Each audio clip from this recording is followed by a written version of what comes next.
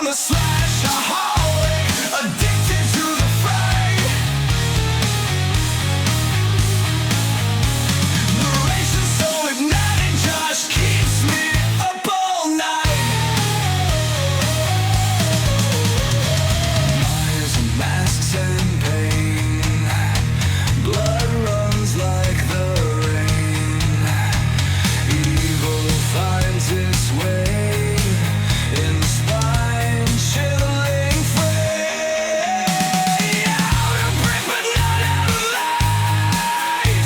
Horror digs, don't look behind. Feel the terror crave. Will you dare to slave? I'm a slash-a-holic, addicted to the fright. Narration so hypnotic, Josh keeps me up all night.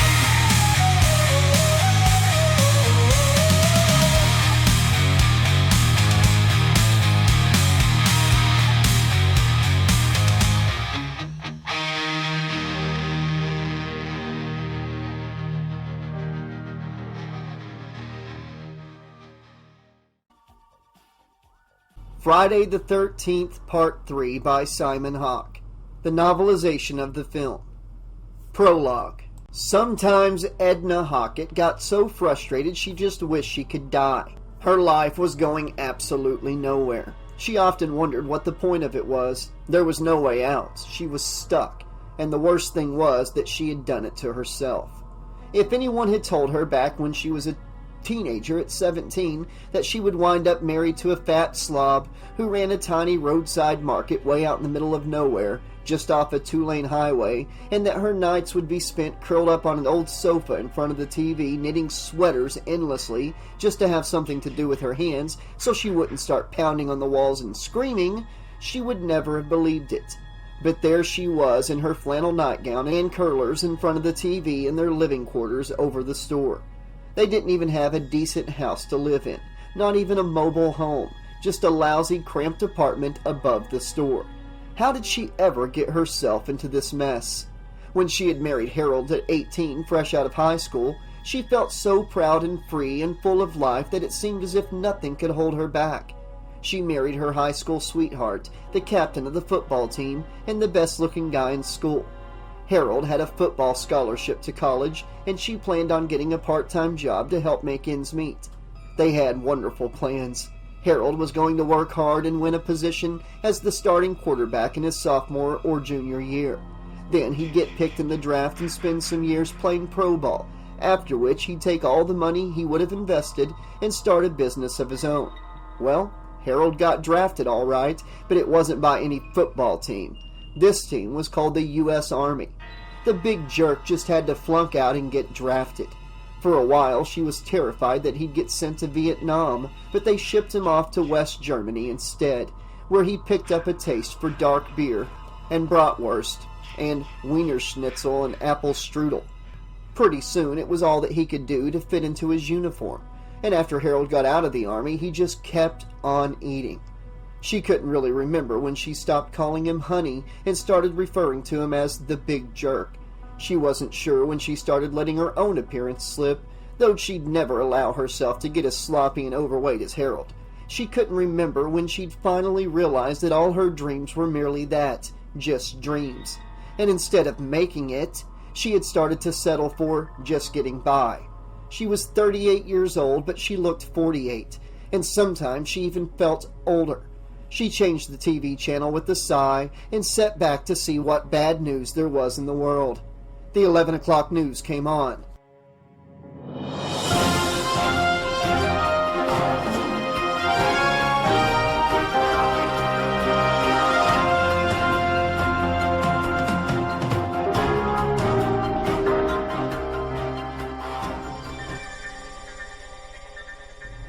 The quiet little community of Crystal Lake was shocked today with reports of a grisly mass murder scene, the anchorman said.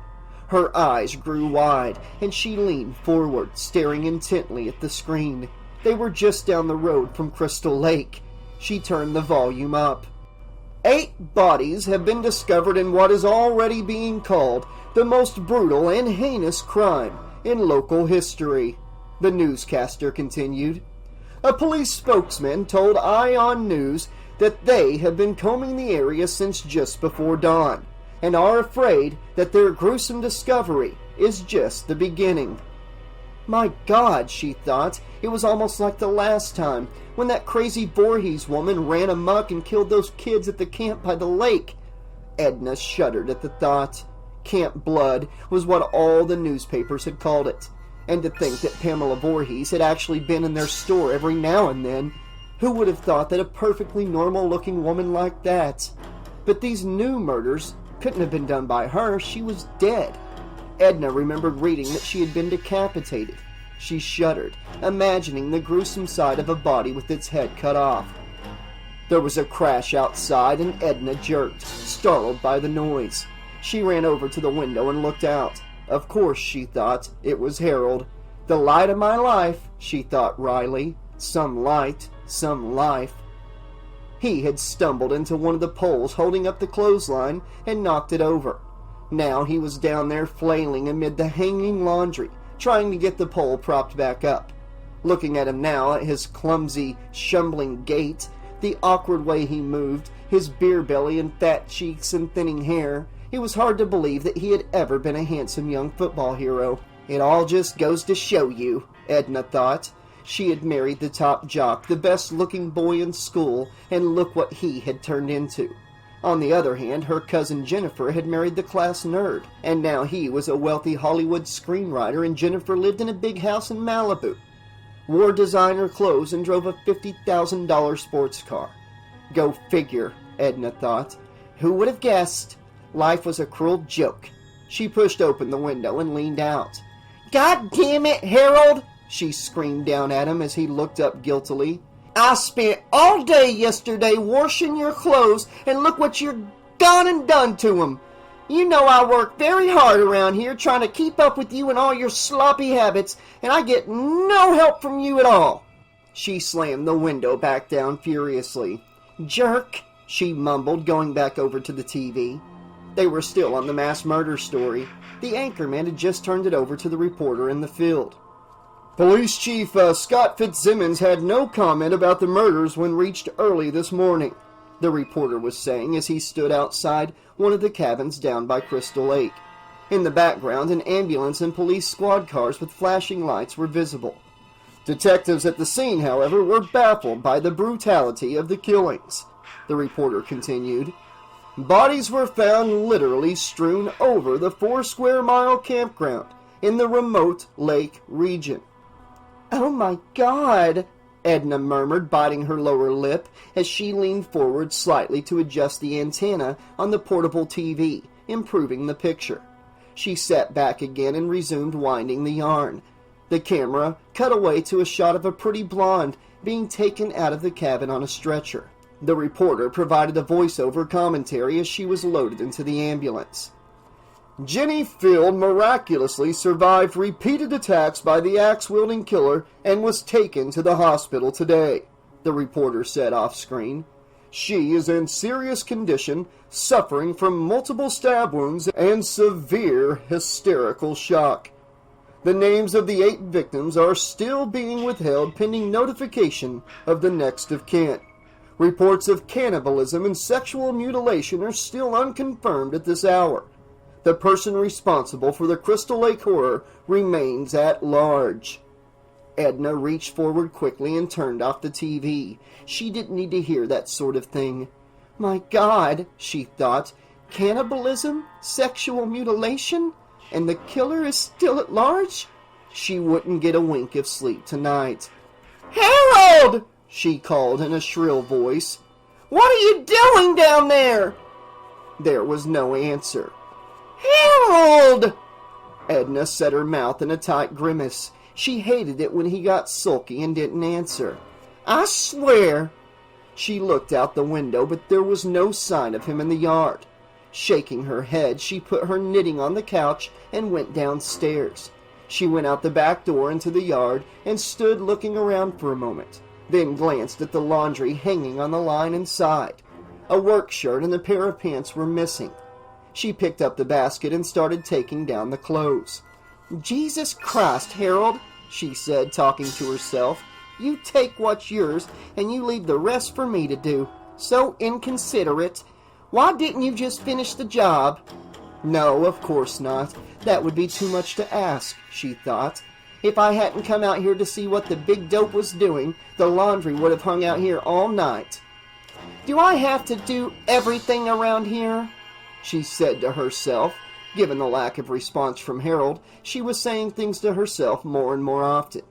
Christ, she thought, they'll be coming to take me away to the rubber room pretty soon. That's if I live so long. She heard a footstep crunch on the gravel in the drive. "Harold?" She squinted into the darkness, and for a moment she thought she saw a large figure moving past. But now the sheets hanging on the clothesline blocked her view. She moved to look around them and saw that the door to the wooden shed out back was open. She put the basket back on the porch and went to see what the hell that jerk was doing out there in the middle of the night. Sometimes she simply couldn't figure him out at all. Most of the time, she thought sourly.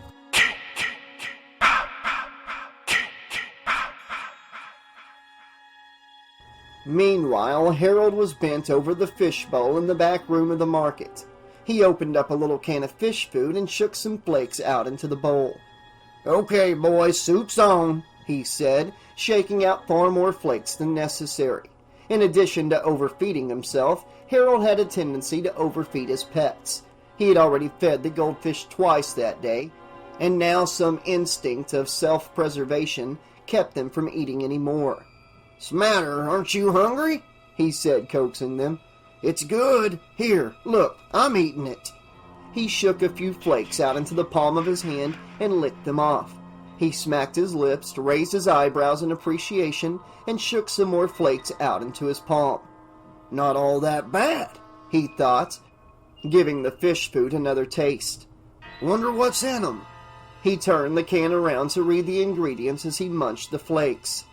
"Mayfly eggs," he said, aghast. He immediately began spitting out the flakes. He heard a loud crunching sound and glanced up, wondering where it was coming from. Something was moving over in the produce section by one of the vegetable bins. "Hey! Hey! Hey! Hey!" he shouted, dropping the fish food and running over to the produce section. He reached into the bin and pulled out a large white rabbit. "If Edna catches you in here, she's gonna make a fur coat out of you," he said, cradling the rabbit in his arms protectively. It looked up at him, snuffling its nose. He sighed. "What the hell," he thought. "You can't blame the poor guy for being hungry." He grimaced wryly. Everyone was starving around here. If Edna had her way, he'd have the same diet as the rabbit. Carrots and lettuce. What the hell kind of food was that for a man? The thought of food made him hungry, and on his way toward the back door, Harold stopped and grabbed a jar of peanuts off one of the shelves. He looked around furtively, then twisted the lid open, breaking the vacuum seal. He shook out a handful of peanuts and popped them into his mouth, then carefully screwed the lid back onto the jar and replaced it on the shelf. Then he went over to the refrigerator section, took out a bottle of orange juice. After unscrewing the lid and washing down the peanuts with several swallows, he carefully replaced the lid and put the bottle back again. "What the hell?" he thought. "Nobody would notice. A man's got to eat." A box of chocolate-covered donuts caught his attention.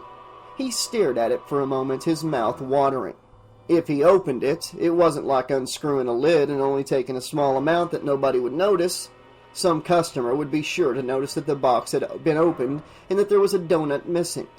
On the other hand, they'd probably just figure that some kids had done it and they'd merely put the open box back on the shelf and take a full one. It wasn't very likely that anyone would make a point of mentioning it to Edna. And if one mentioned one missing donut, then they probably wouldn't mention two. No, thought Harold, they'd just put down the open box and grab a full one, and that would be the end of it. No one would complain, and Edna would never know. What the hell, he thought. He tucked the rabbit up in the crook of his arm and popped open the seal on the box. He licked his lips as he took out one of the moist, dark donuts and bit into it with gusto. Behind him, the door opened up soundlessly, and a shadow crossed the floor. Harold shoved the remainder of the chocolate donut into his mouth and greedily reached for another one. Holding it in his mouth, he closed the box back up and replaced it underneath several unopened ones. He remembered where he put it so he could sneak some more later in the night if he wanted a late-night snack. A shadow fell across him. Harold turned, the donut still stuck between his teeth, and found himself face to face with Edna. "Didn't I feed you enough for supper?" she shrilled at him, shaking her finger in his face. "The doctor said you have to lose weight, didn't he?" She sighed with exasperation. "You know, I try to help you, but you keep sneaking food behind my back. What am I going to do with you? And would you put that filthy animal back where it belongs? Come on!" Harold looked down at the floor miserably as she went out. Then he quickly grabbed another donut, crammed it into his mouth, and took the rabbit back out to the shed, holding the rabbit in his arms and stroking it. But suddenly it started wriggling, panic-stricken, in his arms. "Hey, hey, hey! What are you so nervous about?" said Harold, shifting his grip on the struggling rabbit.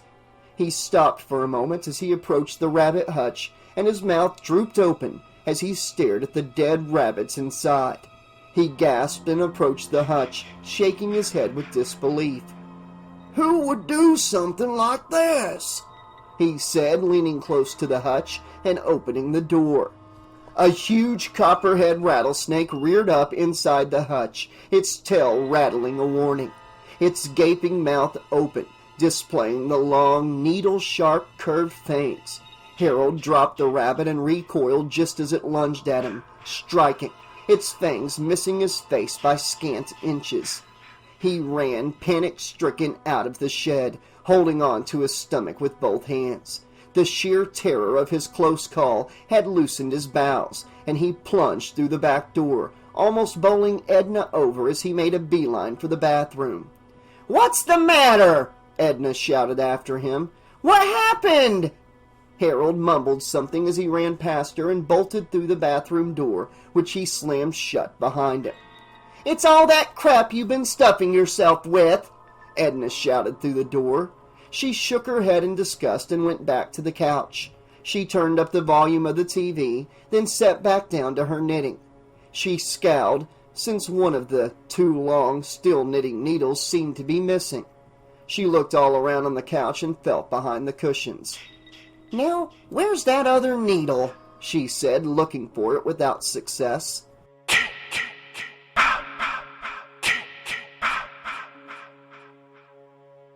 Harold sat on the toilet in the dilapidated bathroom, relieved that he had made it just in time. He never would have heard the end of it from Edna if he had gone in his pants. He had heard the expression being scared shitless before, but that was the first time he had ever experienced the literal truth of that saying. The only time he'd ever felt anything close to that kind of fear was when he was drafted and he didn't know if he would wind up going to Vietnam or not. Thank God we'd already started pulling out by that time, Harold thought, reaching for the bottle of whiskey he kept hidden behind the toilet. He had been so terrified of being sent over there that he had started losing sleep and eating compulsively just to take his mind off it. Everyone had always thought that he was such a gridiron hero. They used to call him Hawke the Rocket because he scrambled in the backfield just like a pro, when the truth was that he scrambled so hard and so fast because he was absolutely terrified of being hit. The thought of being hurt completely unnerved him, and after all the horror stories he had heard about what went on in Vietnam, just the thought of being sent over there made his knees go weak. But he'd been lucky, just like with that snake. Man, he thought, what a close call. He closed his eyes and sighed, then took another gulp of whiskey. He had several of the bottles stashed away in the apartment and the store, as well as in the shed. They were all carefully hidden where Edna wasn't liable to find them. Fortunately, she wasn't much on cleaning lately, so most of the bottles went undiscovered. The place was a damn mess. He uncapped the bottle and put it to his lips, taking several healthy slugs. It burned deliciously as it went down. God, how he'd needed that. The doctor had warned him about cutting back on the booze, Well, what he'd actually said was, "If you don't stop drinking, Harold, you'll kill yourself."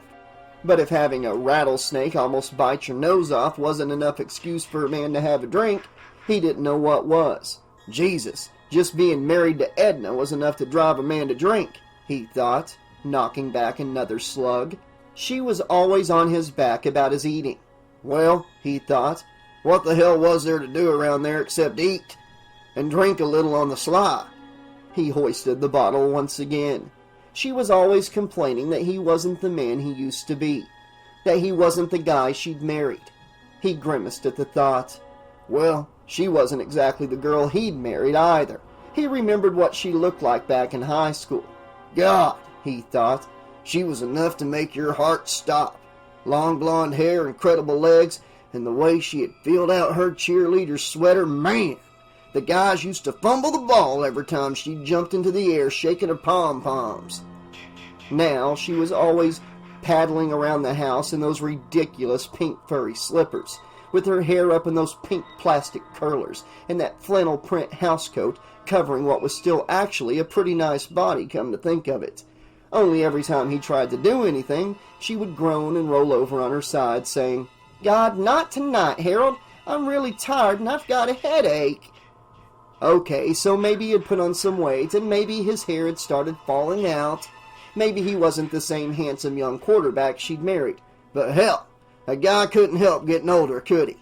She was always complaining that there was no more romance in their marriage. Romance! Try getting romantic with somebody whose head looks like a heating coil and whose face has about a pound of cold cream on it every night. Try getting romantic with someone who was always getting on your case about one thing or another, scolding you as if she was your mother, for crying out loud. Who can live like this? She always said, spreading out her arms and looking up, as if expecting an answer from God. You tell me, he always replied. This ain't no kind of life at all, and if you ask me, hell, the way things are going, I might as well drop dead. I sometimes wish you would, she'd shout back. And I wish you would too, he'd yell back. And then he'd stomp out of the room and go out to the shed where he'd have a whiskey bottle stashed away. He drained the whiskey bottle and wiped the liquor off his chin. I'm in the toilet all right, he thought. For a moment he felt like throwing the empty bottle against the wall. But then Edna wouldn't clean it up, and he'd only wind up stepping on the broken glass the next time he came into the bathroom barefoot. He resisted the impulse and put the empty bottle back down on the floor, reminding himself to get rid of it so that Edna wouldn't find it and give him a hard time. He put the bottle behind the toilet, and as he straightened up, he noticed the dusty curtain opposite him move slightly. The bathroom had 2 large cupboards in it, from which Harold had removed the shelves to make storage closets. One of the closets had a makeshift wooden door, the other was covered by a cloth curtain. The door had been missing for years, and Harold kept meaning to replace it, but he never got around to it. Now he stared at the moving curtain, and it occurred to him that whoever had put the rattlesnake in with the rabbits might easily still be around. The closets were both deep enough for a prowler to hide in. Harold swallowed nervously and pulled up his pants. He slowly moved over to the curtain and reached out to draw it aside. He hesitated. What if there's someone hiding in there? What would I do? Hell, it's probably just my imagination, he told himself. That damn rattlesnake has got me spooked.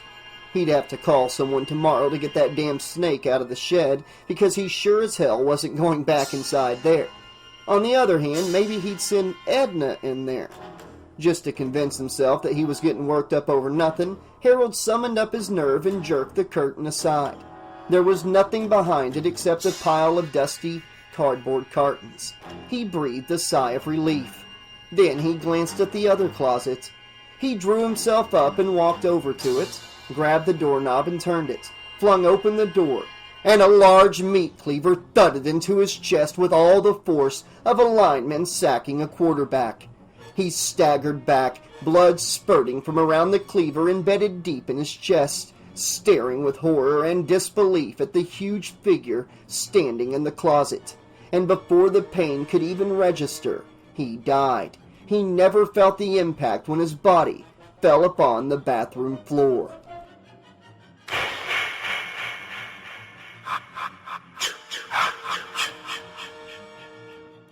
Edna heard the crash and scowled. "Harold!" There was no answer. She reached out and turned off the TV. "Harold!" she called again. Why wouldn't he ever answer when I call? It drove her crazy when he did that. With a sigh of exasperation, she got up and went over to the bathroom. "Harold, you still in there?" she called through the door. "What was that crash? Did you break something again?" No answer. She tried the door. It was unlocked. She went inside and looked around. Now where the hell was he? She sniffed several times. Whiskey. I figured. She knew he hid his whiskey bottles all over the house, but she didn't even bother looking for them anymore. She was thankful that he wasn't one of those angry, nasty drunks. Whenever Harold had too much to drink, he would simply pass out, and at least then she'd get a little peace and quiet. Maybe one of these days he'd just pass out and never get back up, she thought. It would serve the big jerk right. She heard a rustling sound behind the closet door. He was probably in there with his whiskey bottle. She jerked the door open and was confronted by a large rat sitting atop one of the storage cartons. She gasped and drew back from it with a grimace of disgust. And suddenly a large hand was clamped over her mouth, and the missing steel knitting needle was driven through her neck, ripping through her voice box and emerging through her throat. She struggled uselessly, realizing with horrifying clarity that she was being murdered. She gagged, choking on her own blood as it bubbled up into her throat, seeping between the fingers of the huge hand covering her mouth. Waves of white-hot pain washed over her, and then all sensation disappeared as numbness quickly spread throughout her body, and she sank down into oblivion.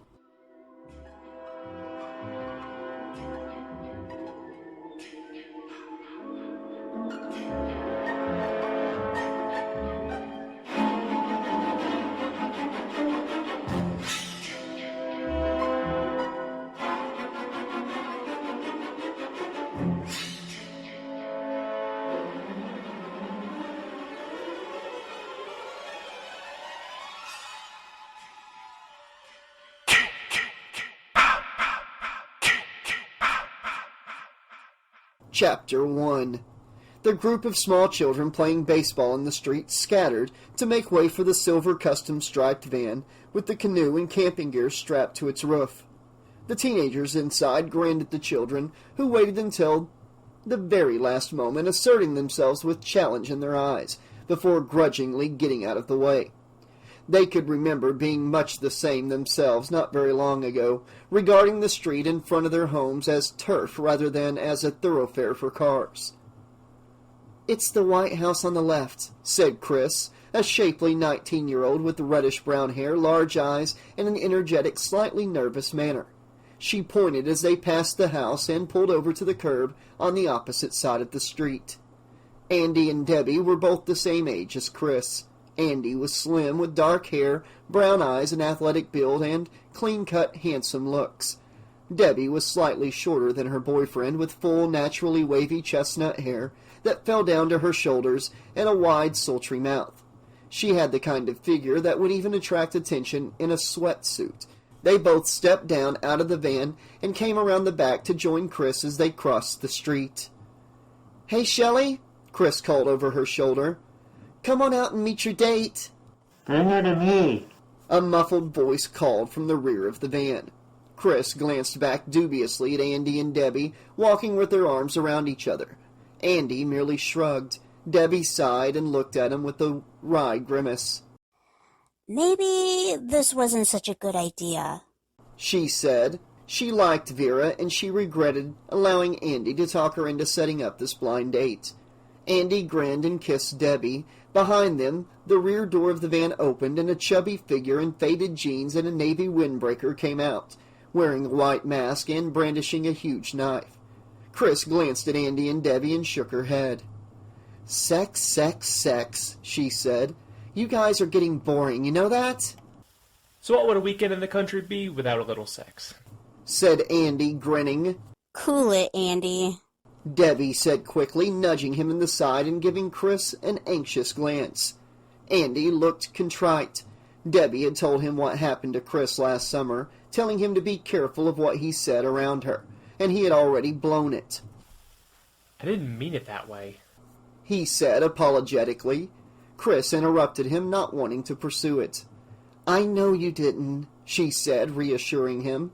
The one thing she didn't need, especially this weekend, was to have her friends walking on eggshells around her because of what had happened to her. Look, guys, she said, I want you to have a good time this weekend. What happened to me at the lake happened a long time ago. I'm fine. Really. Forget about me.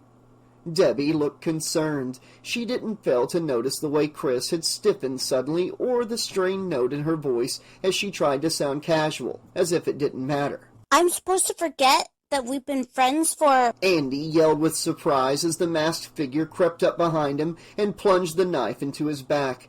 The rubber blade bent as it struck his shoulder, and Andy spun around angrily, grabbing the toy knife away and giving his assailant a hard shove. Damn it, Shelly! He snapped. Why do you always have to be such an asshole? I beg your pardon. Shelly said stiffly from behind the mask, his tone arch and stagey, like a second-rate thespian's. I'm not an asshole. I'm an actor. He broke the word up into 2 distinct syllables so that it came out actor. Same thing, Andy said with disgust, angry with him for acting like a fool. Debbie and Chris walked away shaking their heads. Look, Shelly, Andy said, his tone softening, speaking to Shelly as if he were an awkward little brother. You're my roommate, and I like you. Most of the time. But you gotta quit doing these things. Now, I set this date up for you, didn't I? Shelly remained silent, like a sullen child who was being scolded for misbehaving. Didn't I?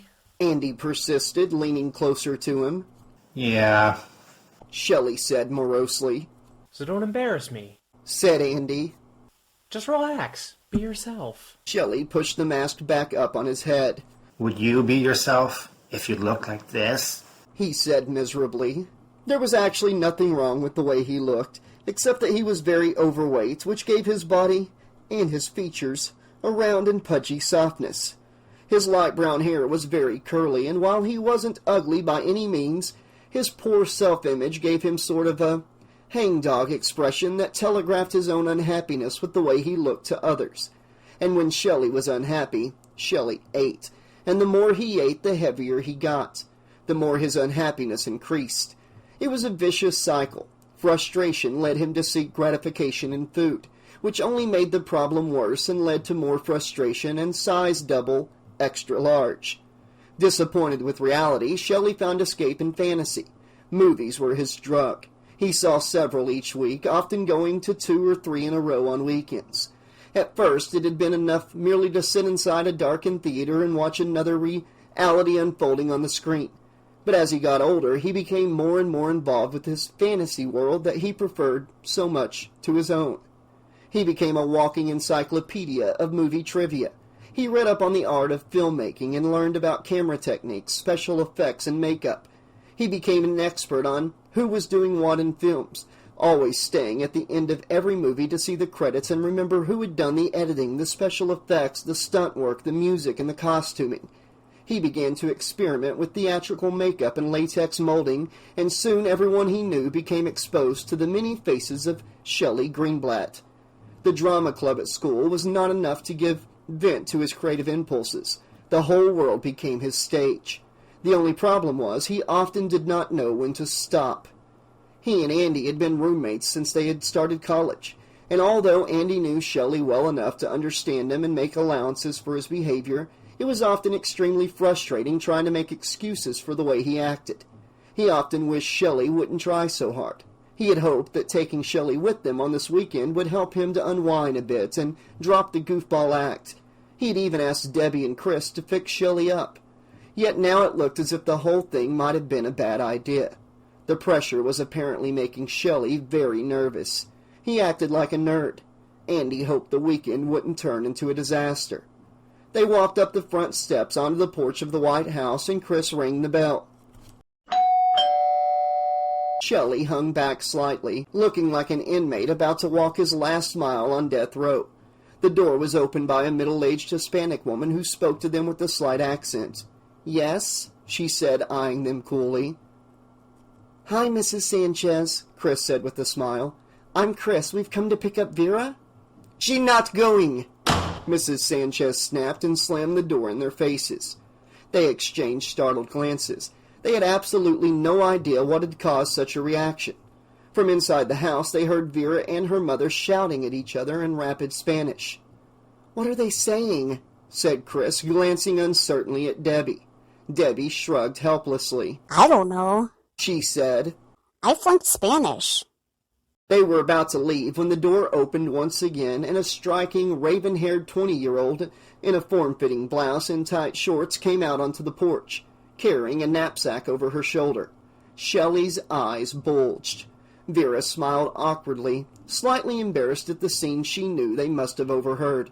"Hi, everybody," she said. "What are you looking at? Let's go!" "Is everything all right?" said Chris. Vera shrugged. "You know, your basic old-fashioned mother problems. So which one's my date?" Shelly stepped out from behind Andy. Hi. He said sheepishly, practically shuffling his feet. "You're Shelly?" Vera said, unable to hide her disappointment. He sighed apologetically. Sorry. That's what I get for going out on a blind date, thought Vera. Her mother had been outraged at the idea. Not only was Vera going out on a date with a boy she'd never even seen before, she was going away for the weekend. Vera's mother was very traditional, and she thought that the whole thing was scandalous. She had forbidden her to go, which of course had been a sure way to guarantee that Vera went, no matter what.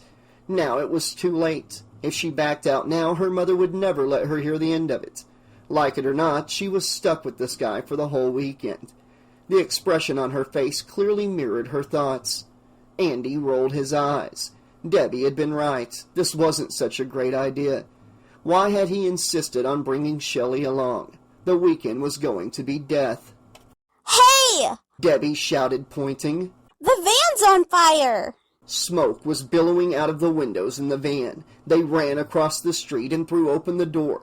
But instead of a fire, they were confronted with the sight of Chuck and Chili, sitting cross-legged on the floor in the back of the van, with imbecilic grins on their faces, puffing away on plastic bongs that were so huge they looked like oboes.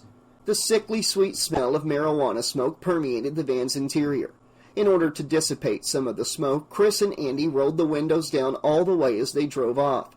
All they needed was to get pulled over for speeding or running a stop sign and have a cop take a whiff inside that van. It would all be over. Shelly watched disapprovingly as Chuck and Chili organized their stash. Chuck was a round-faced 19-year-old with a full black beard and a headband holding down his bushy hair. He wore well-faded jeans and tinted aviator glasses. With his 60s look, Chuck might have stepped right out of a time warp. His girlfriend, Chili, was a darkly attractive, slim 18-year-old, with curly black hair and a facial expression that made her look as if she was always pouting. Chili was actually her real name. She had a twin sister named Pepper. The girls were born in a commune in Santa Fe, and their parents were a little loaded at the time. Is that all you're going to do this weekend? Said Shelly disapprovingly, watching them sort their plastic sandwich bags filled with grass. Smoke dope? Why not? Said Chuck wryly. There's no law against it. He seemed to find his comment extremely funny, but then dopers were liable to laugh at anything, thought Shelly. He shook his head. There's better things to do with your life, he said. Like what? Said Chuck. I can't think of anything, said Chili. Shelly decided to forget about it. It wasn't his business to tell other people how to live their lives, but he wished that people that insisted on their right to ruin their health would respect other people's rights as well. He wasn't crazy about having to sit there and breathe in their smoke. It was as bad as actually smoking. Hey, Chrissy, Andy said. how much farther to the lake? We could have been there already if some people didn't have to go to the bathroom every 5 minutes, Chris said wearily, glancing pointedly at Debbie. That's what happens when you're pregnant. Debbie said defensively. She had only known about it for a month or so, and she hadn't started to show yet. She also hadn't told her parents. They didn't even know that she and Andy were sleeping with each other, much less planning to get married. They figured she was still going out on casual dates. Chili offered a joint to Vera, who was sitting between Chuck and Shelly in the rear of the van. "Sure, why not?" said Vera, taking it. Shelly couldn't take his eyes off her. Those shorts were so tight. They looked as if she had been poured into them, and she was sitting with her legs spread, and her blouse was unbuttoned enough that if she leaned back he could see. When Vera turned and caught him staring down her blouse, Shelly quickly looked away. Now she probably really thinks I'm a jerk, he thought, angry with himself. He could never seem to do anything right. Hell, he thought, can you blame a guy for staring when a girl's dressed like that? How can you not stare at anybody who's so incredibly gorgeous? And she was supposed to be his date, too. A blind date, but still. He'd never had a date with anyone who looked like her. And he probably never would again, he thought, miserably. Hey, let's share the wealth of those less fortunate up front, huh? Said Andy. Vera passed the joint and sat back down beside Shelly. Her gaze fell on the small black case where he kept his props and makeup. She looked up at him with curiosity. "What have you got in there?" she said. My whole world. He said mysteriously. "In that little thing?" said Vera, amused. Stick around. Said Shelly. You'll see. Vera shrugged and turned to look out the back window. She saw flashing red lights in the distance. They were coming up fast. And a second later she heard the sirens. "It's the cops!" she said. Chris glanced into her side view mirror. "Oh no!" she cried. Oh my god! Said Chili. What are you gonna do? Moaned Shelly, anxiously looking out the back window as the two police cars came up fast. "Destroy the evidence!" said Vera, grabbing for the plastic bags. Chuck snatched at her. "No way, man!" Let go, Chuck! Chili said. Come on! It took a moment for it to sink in. Then he suddenly realized what would happen if they were pulled over with all that dope in their possession. "We gotta get rid of it!" he cried, panicking as the sirens rapidly approached. Andy grabbed a bag. Eat it. He said, stuffing some into his mouth. They started stuffing the loose joints and the grass into their mouths, swallowing as quickly as they could. When Chuck realized that they were never going to get it all down in time, he tossed a bag to Vera, who started stuffing the grass into her mouth and swallowing as fast as she could. The cops are gonna get us. Shelly wailed. We're going to jail. Andy held a bag out to Chris. She shook her head. "I'm driving!" He turned to Debbie and held the bag out to her. No way. She said emphatically. We're pregnant, remember? The police cars were almost on top of them. Chris kept glancing nervously into the side view mirror. Faster! Faster! Chili said, chewing furiously and swallowing as quickly as she could. You better step on it! Chris sped up, but the police cruisers kept on gaining. Their cheeks were all stuffed to capacity. Faster! Eat faster! Shelly cried. "Come on, help us!" Vera said, handing him a fistful of grass. "Come on!" Shelly told her he wasn't hungry, grimacing with distaste and pulling back from her. You're always hungry, Shelly. Come on, eat. Andy said, his mouth full. "Come on, hurry up!" said Vera. I'm allergic to pot. Shelly shouted, furious that he was going to get busted because of them. "They're too close," said Chris. "I gotta pull over." They all started cramming dope into their mouths as the van pulled over onto the shoulder and stopped. The two police cruisers shot right by them without even slowing down.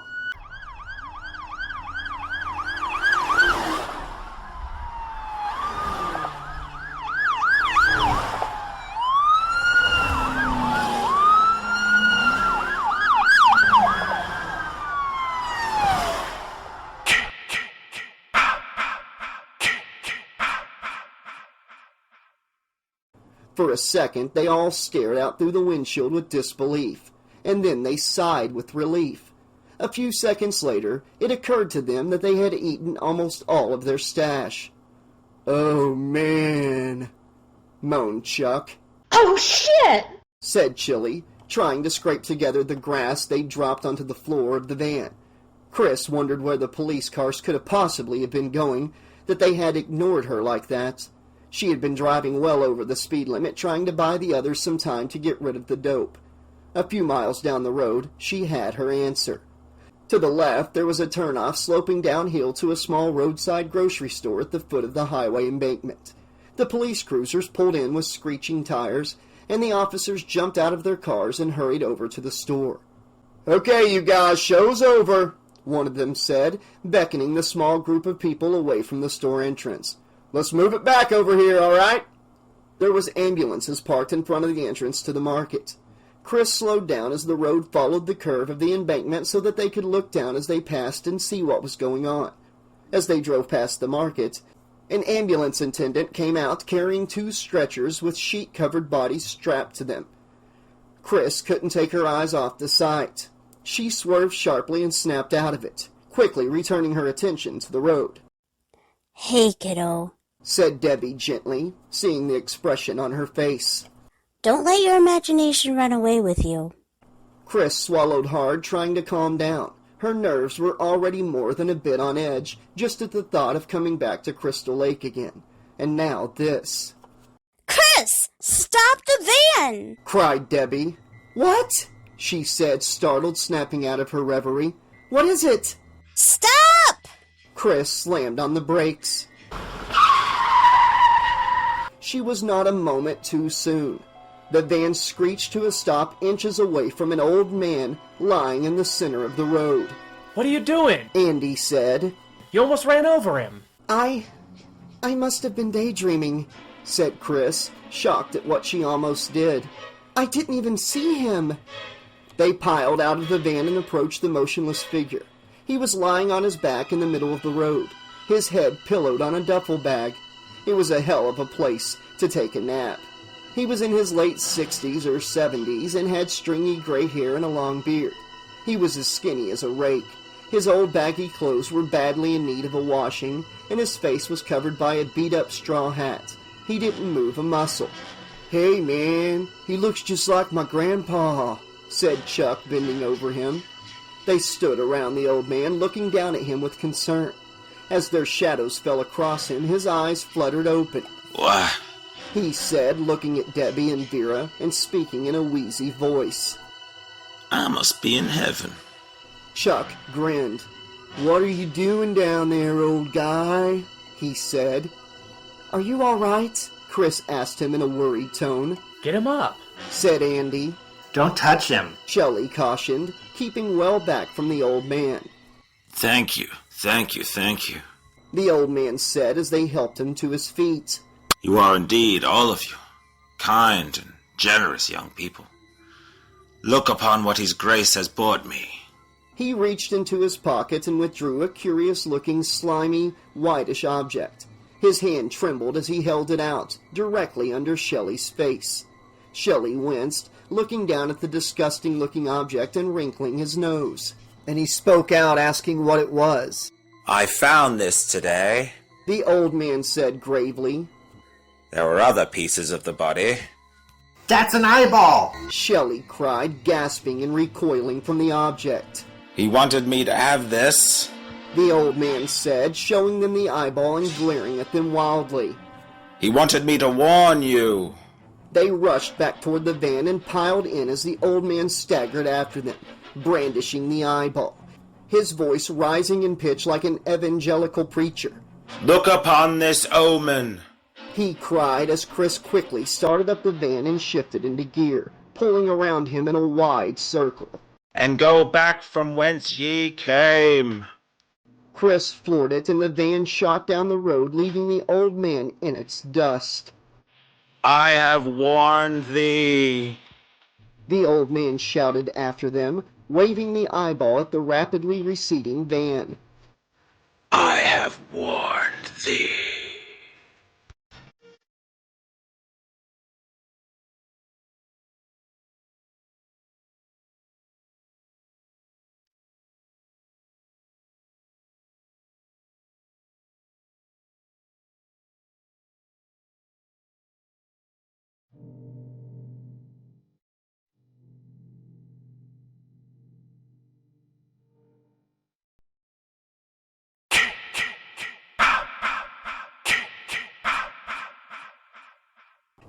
Chapter 2.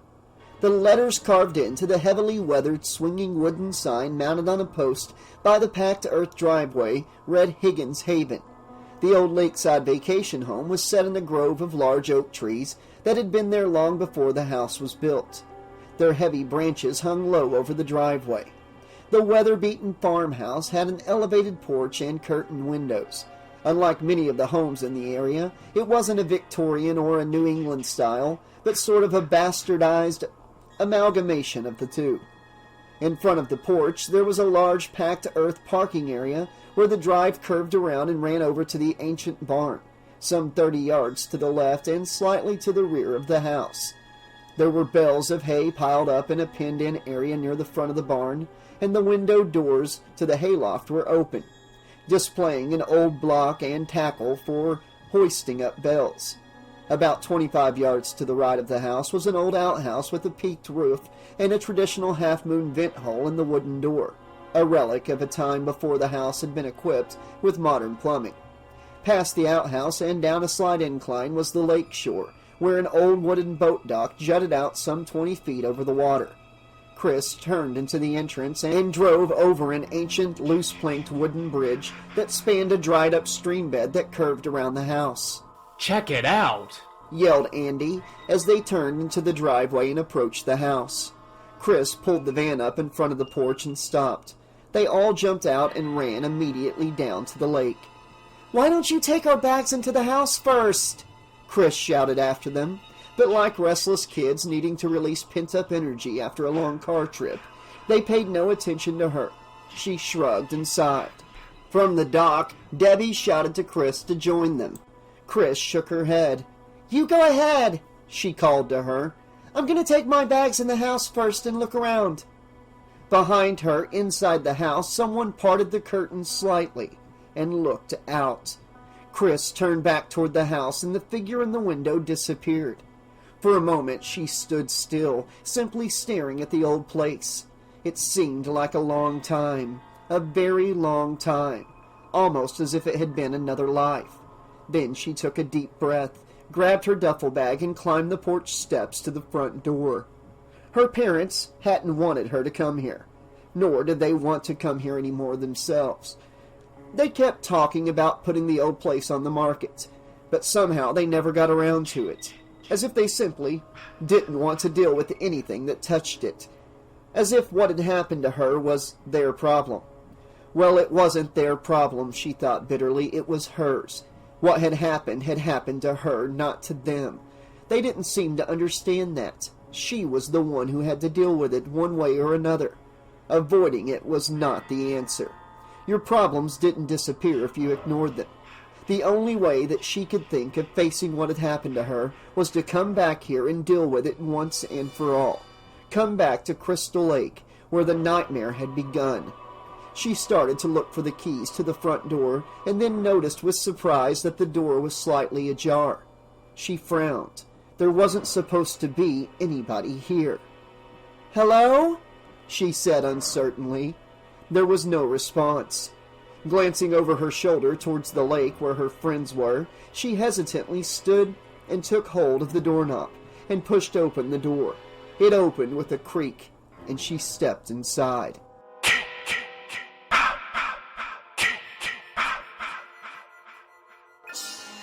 With all the curtains drawn, the house was dark. Only the faint gleams of sunlight penetrated through the gaps in the faded window curtains, sending thin shafts of light across the floor. "Is someone here?" she said nervously. Suddenly, she felt a hand grab her by the neck and yank her backward sharply. She gasped, opening her mouth to scream, but before she could, she was pinned against the wall and felt herself being kissed passionately. Opening her eyes wide, she broke the kiss, pulling back, and gave her attacker a hard shove. "Rick!" she said, enormously relieved and yet at the same time really angry at being scared like that. She hadn't expected to run into him here, at least not this soon, but then she realized that he must have been working out in the barn, hauling in the hay, when they had driven up. Her father had obviously forgotten about stopping the delivery, and Rick was just being helpful, trying to get it in before it rotted. He probably didn't know that her family wasn't coming this summer, that they were probably never coming back again. She had never told him about what happened, and as a result there was no way he could have known what coming back here again meant to her. "Oh, is it just my imagination, or did it get cold in here?" said Rick, sounding disappointed. Rick was a tall, attractive, well-built 23-year-old with short dark hair and an easy smile. He was dressed in a plaid work shirt and jeans, and he leaned against the wall, watching Chris uncertainly, the puzzled expression on his face saying he didn't know what he had done wrong. She gave him an exasperated look and walked away from him, trying to collect herself. "Did I do something wrong?" said Rick, coming toward her with a look of concern on his face. She turned back to him with a sigh. "No, it's just being here again," she said, not sure how to make him understand. She really didn't want to get into it now. She wasn't ready for him. Not yet. It was too soon. "I know it's only been a year," she said, "but I feel like I've been away forever." Her gaze went around the room. "It doesn't look like anything's changed, though," she said, sighing wistfully. "Even the paintings are still crooked." She went over to the wall and straightened one of the inexpensive landscape paintings. Her father had bought them at a starving artist warehouse sale, thinking he had found a real bargain, and later had found out that the starving artists were starving in Korea, where they were being paid slave wages to turn out hundreds of copies of the same landscape scenes for export. "You've certainly changed," said Rick, watching her, unable to understand her standoffishness. "Don't you even say hello anymore?" "I'm sorry," Chris said, and turned back to him. She forced a smile. "Hello, Rick. How are you?" He smiled uncertainly. "Well, that's a start." He reached for her and bent down to kiss her once again, but she pulled back, retreating from him. "Could you just slow down, please?" she said. "There's a whole weekend ahead of us. Let me get to know you again. Let me get to know this place again." "Okay," said Rick with a grin, "but there's only just so many cold showers I can take." Chris rolled her eyes. "Come outside and help me with the bags," she said.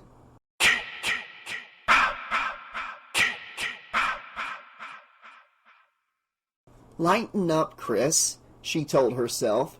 "He doesn't understand. How could he?" A year ago this time, they had been discovering something really special together. They were starting to get serious and talking about the future in a way she hadn't thought she'd be ready to discuss for a long time yet. And then her whole world caved in. Rick didn't have a clue about what had happened. At her family's request, it had been kept out of the papers and she had never told him. Never bothered to explain because she couldn't. She simply couldn't. She had not been able to deal with it herself. How could she expect him to accept what had happened to her? She was afraid to tell him. So far as he knew, she and her family had simply gone back home. He wrote her letters, asking what happened, and she wrote back, pretending that something had come up at the last minute, something to do with her father's business, and they had to leave at once. There had been no chance to say goodbye. They had kept in touch, but Rick was not much of a letter writer, and on the occasions when he called, she was either non-committal, or she pretended that she wasn't home. He wasn't stupid. He knew something was wrong, but he did not know what it was, and he was trying to pick up where they had left off, to recapture what they had last summer. She really wished they could, but no longer knew if it was possible. Still, it's not his fault, she told herself as they went outside. And she really was happy to see him. Maybe it would be easier with him around. Loosening up a little, she jumped, laughing, onto his back and threw her arms around him as he preceded her down the porch stairs. "Ooh!" he grunted, exaggerating the strain as he carried her piggyback. "You know, Chris, I think you've gained some weight since last summer." "I have not," she said, punching him playfully. "You creep! Put me down!" He dropped her at the van. "Here," he said, reaching up to untie the ropes, holding down their gear and the canoe. "Get the ones inside, and I'll get the ones on top." She went over to the side door of the van. It was part way open. She paused, looking at it uncertainly. "Wasn't this door closed just a few minutes ago?" she said to herself. "What did you say?" said Rick, as he grabbed the bags off the top of the van and started to carry them back up to the house. Chris shook her head. "Nothing." She looked around, took a deep breath, and exhaled heavily. "Chris," she said, admonishing herself. She had only just arrived, and already she was getting paranoid. This wasn't a good sign.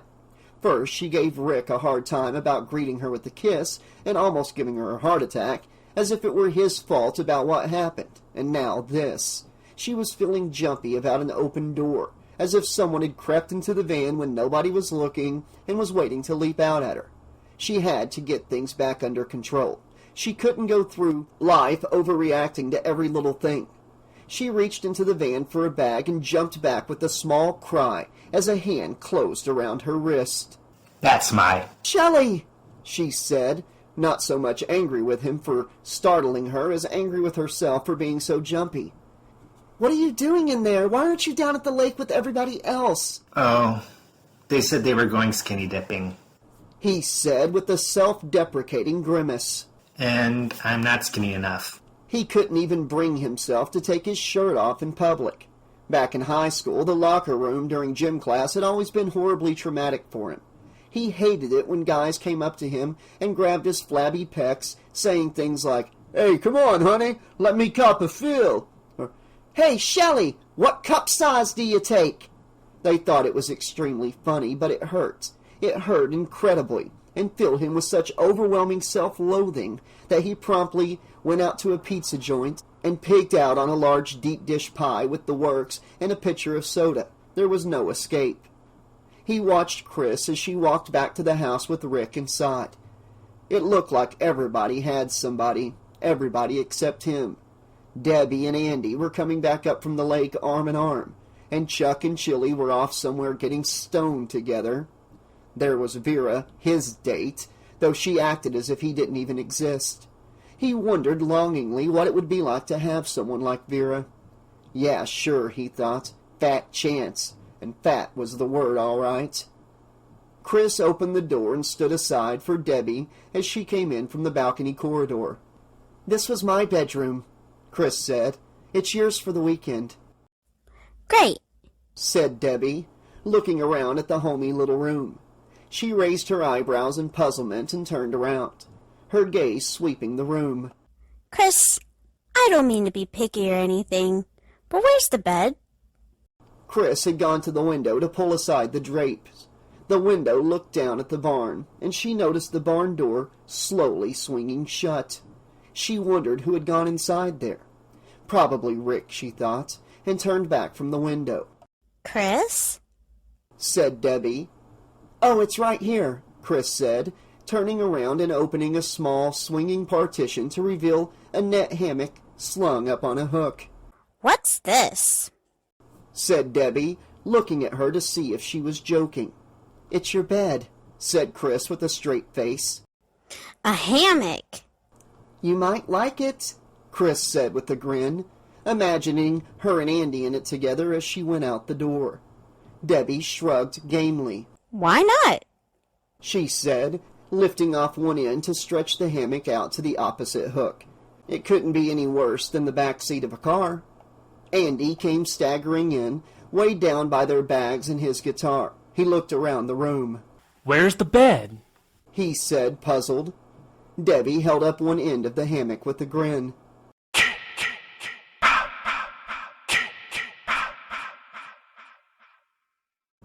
"All right," called Chris, hooking the hoist to the hay bale and stepping back.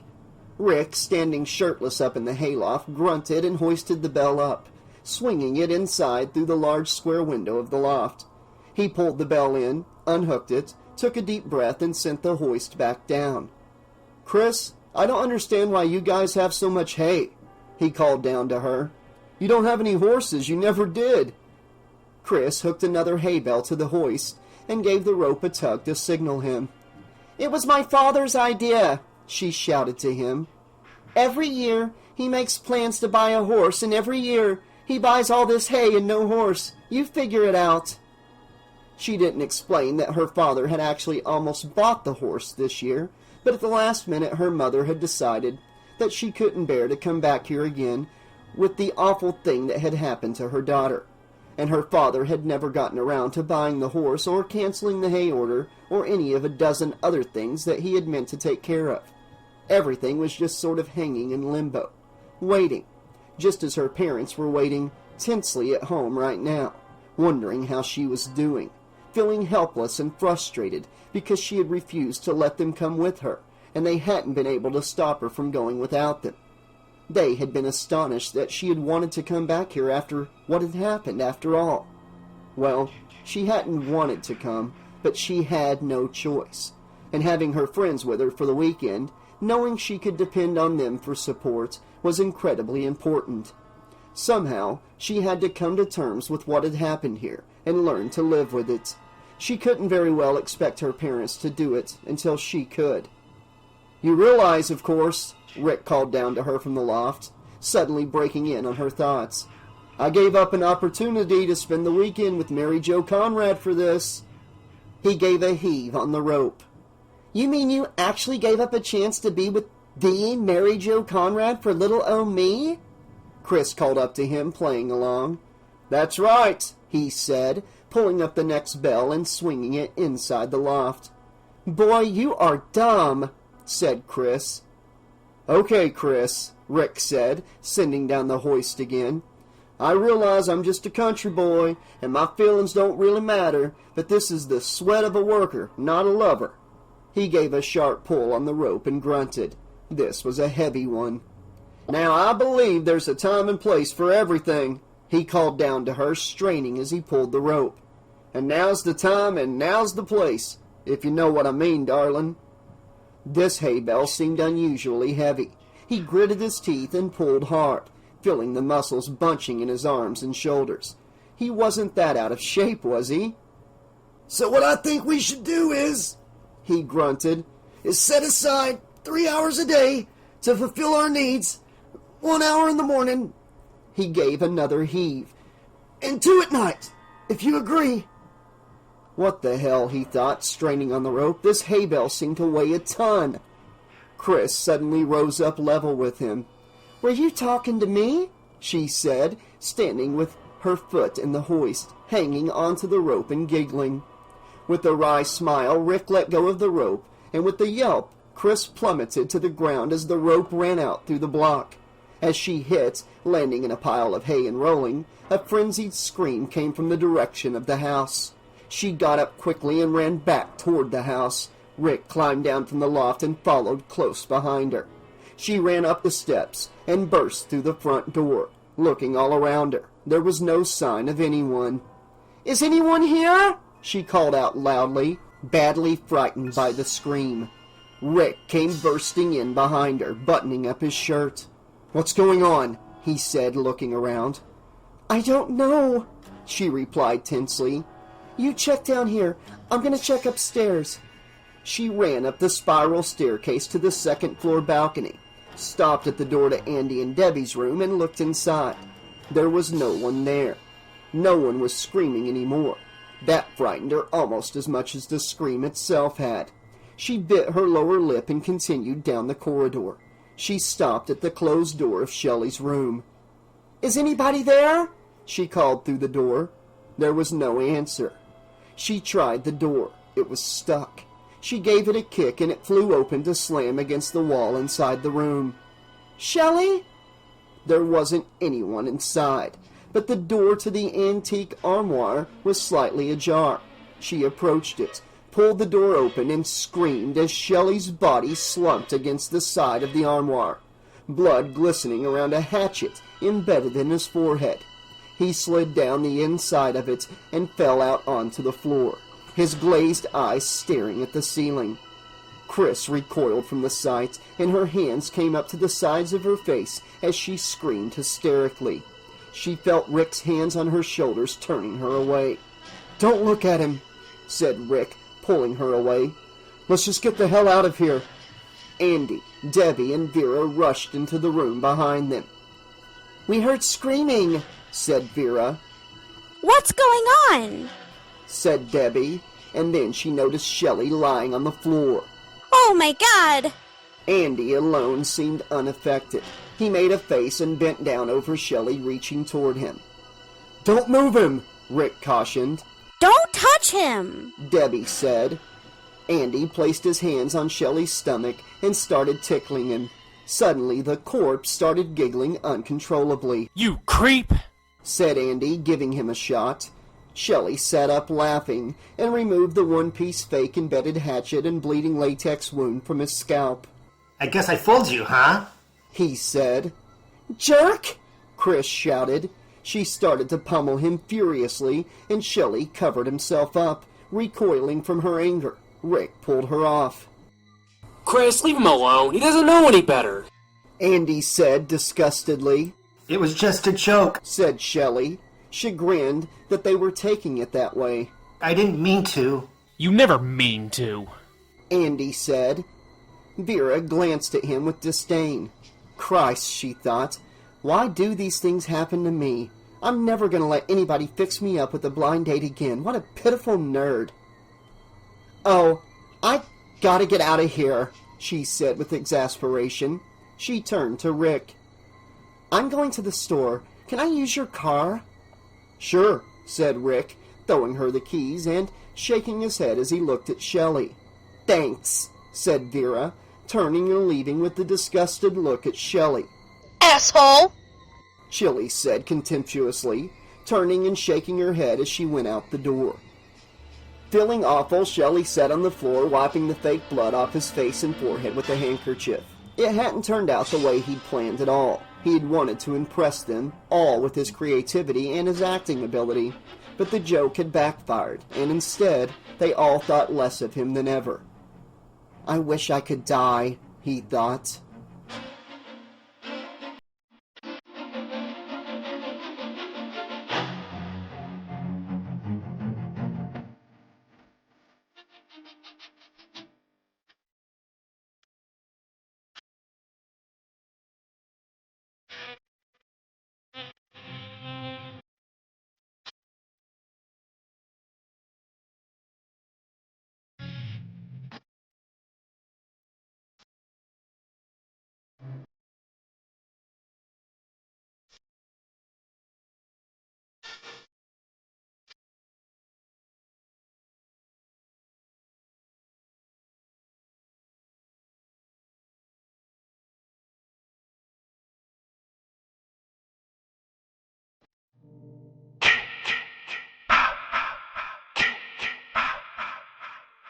Chapter 3.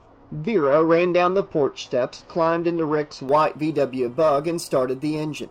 It caught with a cough and sputter and settled into a steady chugging idle. She shifted into first and started to pull away, when Shelly came running out of the house, waving at her. Hey! Hey! Hey! He yelled, waving his arms and running toward the car. Let me go with you. I gotta get out of here, too. "Geez, that's all I need," she thought, letting out the clutch and accelerating past him, kicking up the dust as she spun around and headed for the bridge. Then she made the mistake of glancing up in the rearview mirror. He looked so forlorn and pathetic standing there gazing after her that she simply couldn't help herself. Against her better judgment, she stopped the car, sighed, and opened the passenger door.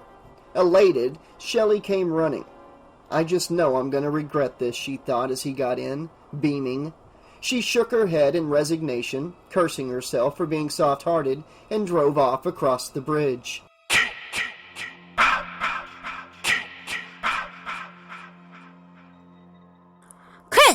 Chris! Wait up! Yelled Debbie, running down the trail after her. Chris stopped and waited for her to catch up before resuming her walk down to the lake. What's wrong? "Oh, it's that creep Shelly," Chris said angrily, picking up a branch and tossing it into the bushes, as if she were throwing it at him. "What a sick sense of humor." Oh, that's just his way of getting attention. Debbie said. He doesn't know about what happened. Chris sighed with exasperation. "Oh, I know, Deb, but from the minute we got here, I've been seeing things and hearing things." She shook her head. It's probably just my imagination. I shouldn't have come back here so soon," Relax. Enjoy the weekend. said Debbie, trying to reassure her. Nothing's gonna happen when we're all here together. She quickly tried to change the subject by asking how Rick was doing. "He's okay, I guess," said Chris in a resigned tone, "but he just doesn't understand." It was clear from her tone that she didn't really want to get into it. Debbie wished that there was something she could do to make her friend feel better, to make her forget what happened. Debbie and Chris were best friends since childhood, and they had talked about it just as Debbie had talked with Chris when she had found out that she was pregnant and had some very serious decisions to make. But what had happened that summer was the sort of thing about which Debbie couldn't really give Chris any advice, because she didn't really know what happened. Not even Chris knew, not completely. Perhaps this was just as well, Debbie thought. On the other hand, not knowing could be even worse. There was a dark secret buried deep in Chris's mind, and there was no way of telling if she would ever be able to unearth it. Not even analysis had helped. A psychiatrist had tried to hypnotize her and cause her to regress, but she had subconsciously resisted him, refusing to go under. Chris wanted to remember, because not knowing frightened her. Debbie thought maybe there were some things that people were better off not knowing. Chris only remembered part of what had happened to her last summer, and that had been frightening enough. The rest was a complete blank, a gap that Chris felt she desperately needed to fill. But Debbie was afraid for her. After all, when the mind blocked out something so completely, there was usually a reason for it. It was self-defense. Debbie bit her lower lip as they walked down by the lake. Chris had become silent, staring off across the water. Debbie knew that Chris was afraid of what would happen if she could never remember that missing part of her life. But Debbie was afraid of what would happen if she did.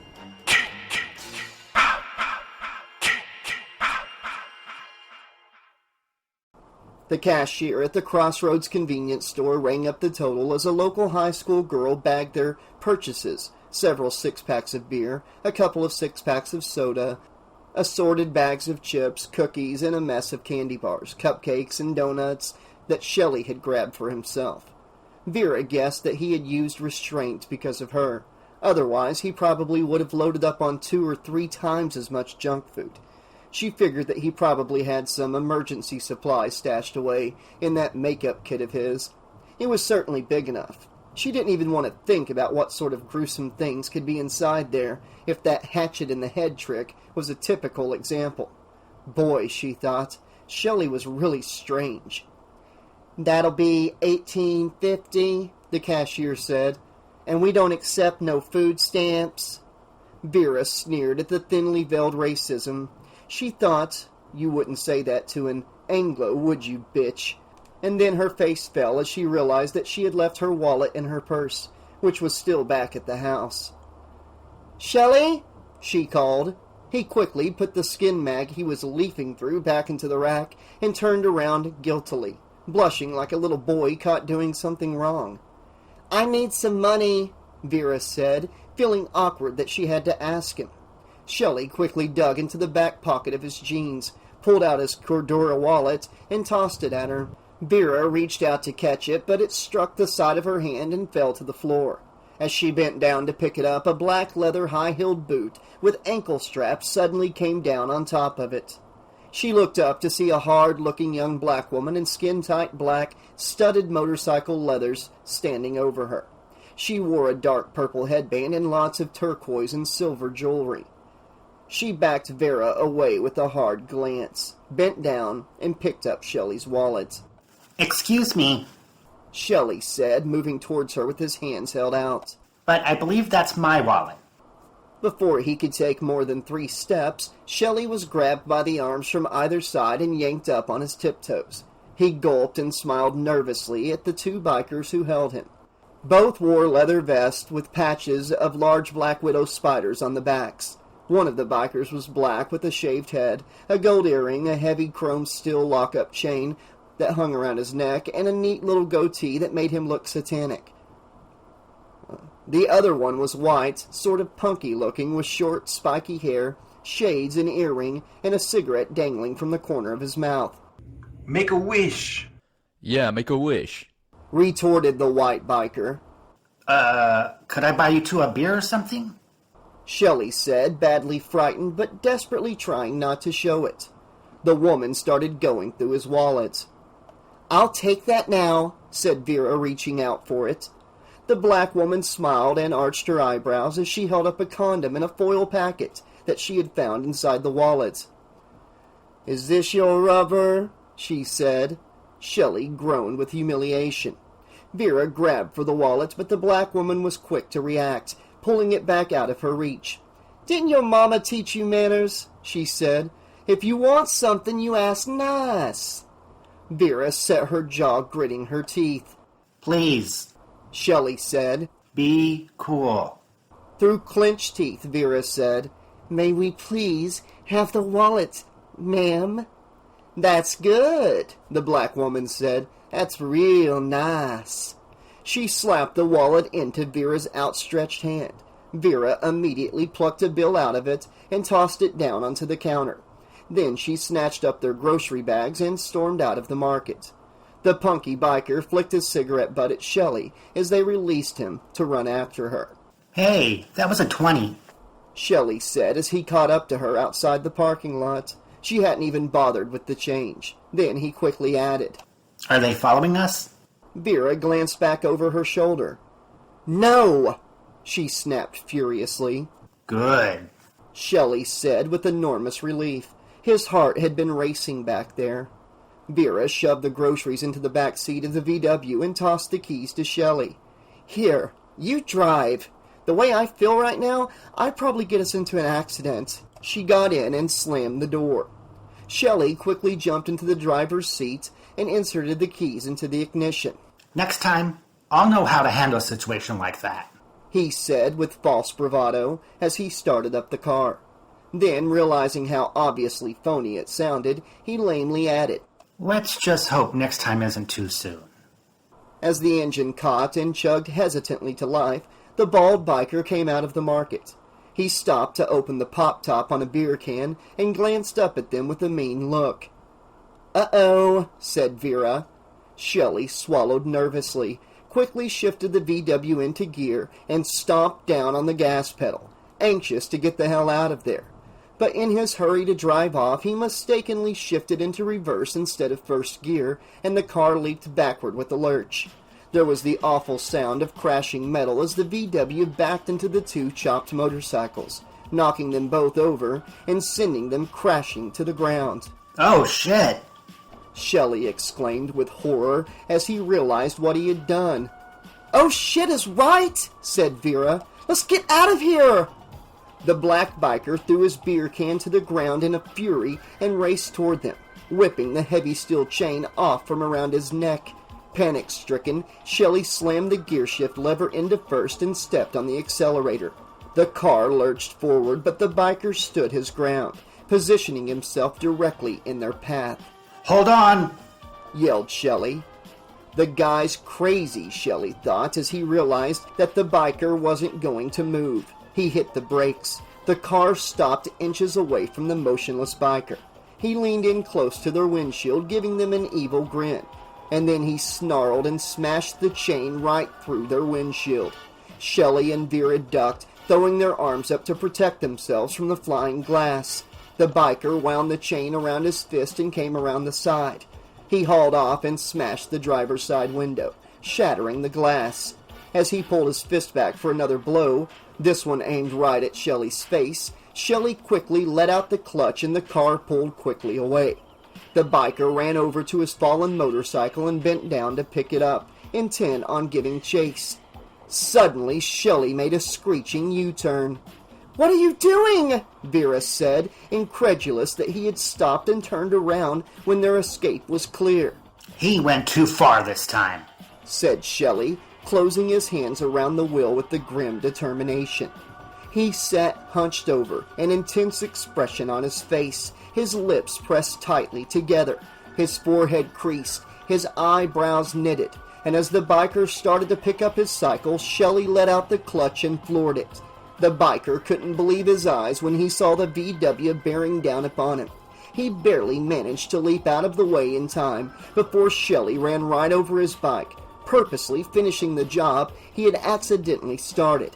The other two bikers came running out of the store in time to see the VW pull another U-turn and slide around in a spray of dust, heading toward the road. I did it! I did it! I did it! Shelly crowed jubilantly. Did I do it? You did it! Vera said with disbelief. You were great! I was great! Said Shelly, riding on the adrenaline high. It was the first time in his life he had ever stood up to anybody. It felt terrific. He glanced up in his rearview mirror. You son of a bitch! The black biker yelled after him, throwing the chain after the departing car. Come back here, you bastard! You're not getting away with this! I'm gonna get you! You're dead! You mother, you hear me? Dead!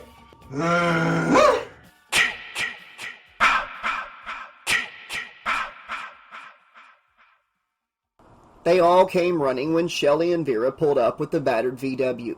The little car looked as if it had been through a war. The windshield was completely smashed, as well as the window on the driver's side, and there were large dents both in the front and back where Shelly had backed into the motorcycles, then run over them full steam. As Shelly pulled up in front of the porch, Chuck reached them first. He put his hand through where the windshield used to be. "What happened to your windshield, man?" he said. Shelly and Vera got out of the car. We had a slight misunderstanding with the motorcycle gang, said Shelly, trying to sound nonchalant, as if misunderstandings with motorcycle gangs were something that happened to him every day. "Yeah, but Shelly made them see the error of their ways," said Vera, putting an arm around him. "Didn't you, Shell?" Flustered, yet beaming with pride, Shelly managed to stammer. It was nothing. Rick came out and his jaw dropped when he saw what had become of his VW. "My poor car!" he said with disbelief. "What did you do to it?" Vera handed him the keys as she passed him, carrying the groceries into the house. "Yeah, well, we're really sorry, but it wasn't our fault," she said. A few minor repairs and it'll be good as new, said Shelly with a shrug, as if it were no big deal.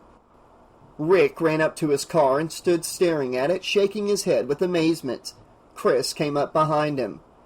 "That's it," said Rick, turning on her furiously. "I've had it. I thought it would be good for us to spend some time together, but this is a little more than I bargained for." He threw open the door and got into the car. "Where are you going?" Chris said. "Away from here," Rick said with disgust. He didn't know what the hell he was wasting his time for. Chris didn't seem as if she even wanted to pick up where they left off, and he had no use whatsoever for her friends, especially after this. He started the car. "Stay with me," Chris said. "Why should I?" "Because I want you to," she said softly. Rick looked up at her. She had that lost little girl expression stuck on her face that he was always such a sucker for. He shook his head. "You don't play fair, do you?" he said. He took a deep breath and let it out in a heavy sigh. Then he reached across to the passenger door and opened it. "Oh, get in." Chris ran around to the other side and jumped into the car. Rick shifted into gear and slowly drove back down the driveway, across the wooden bridge, and out onto the road.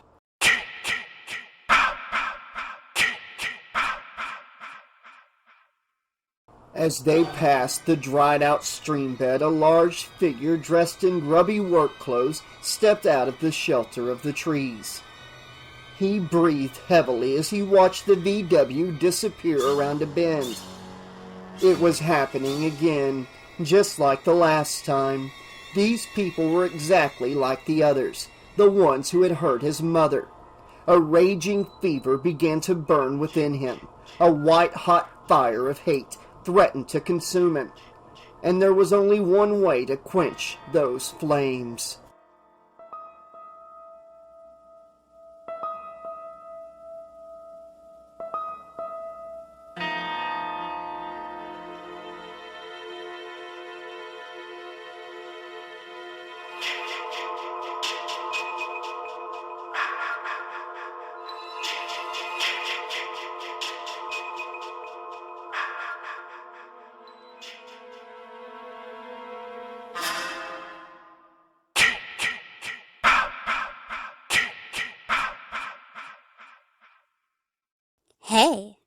Let's go for a swim, said Debbie, pulling on Andy's arm.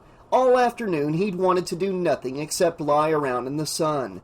I don't know, he said lazily, as if it would be too much of a bother to walk all the way down to the lake. We'd be all alone. Debbie said seductively. We could do anything we wanted, and nobody would see. Andy grinned. Sounds disgusting, he said. Let's go. I'll grab a couple of towels, she said, smiling at him. I'll see you down there. She went over to the van and slid open the side door. It was really strange, but ever since she'd found out that she was pregnant, she'd been really horny, and it kept getting worse and worse. She had expected to feel positively ill. Well, there was the occasional bout with morning sickness, but other than that, she felt terrific. Chris had even commented on it. "You've got a glow," was the way she had put it. She remembered her mother always complaining about it, always bringing it up each time they had an argument, rolling her eyes in agony and saying, "I carried you for 9 months. You don't have any idea what that's like, Debbie. You shouldn't have to experience something like that and then wind up with an ungrateful daughter." From listening to her mother, Debbie had expected this to be a terrible experience, but so far it was wonderful. She couldn't even tell that she was pregnant yet, at least not by looking, though she checked herself in a mirror every day, but she could feel the changes taking place inside of her. She knew the experience would not be terrible at all. It was something wonderful. Andy was taking it in stride. The responsibility didn't seem to frighten him. He knew it would be hard for them, especially at their age, but he had simply accepted it and decided to make the best of it. A lot of guys would have freaked out, but not Andy. He stuck by her just like she knew he would. The way I see it, he had told her, the important thing is that we really want this baby. It's going to be tough for both of us, and money's going to be real tight. But if we stick together, we can make it. We didn't plan on this. But since we've decided we're going to have this baby, we got to make sure we really want it. We can't go blaming the kid if things get tough. The baby didn't make things tough for us. We made things tough. Now we just got to go for it and do the best we can. If she ever had any doubts about him, they had disappeared then. The important thing, she thought, is that we remember the mistakes our families made with us and not make them with our kid. She knew it would be hard, but she also knew it would be worth it. She was so preoccupied with her thoughts she didn't hear the soft crunch of gravel beneath the heavy black engineer boots on the other side of the van. She pulled several towels out of her beach bag and zipped it back up, then trotted off toward the lake, just as the punky-looking biker from the roadside convenience store slowly came around the back of the van.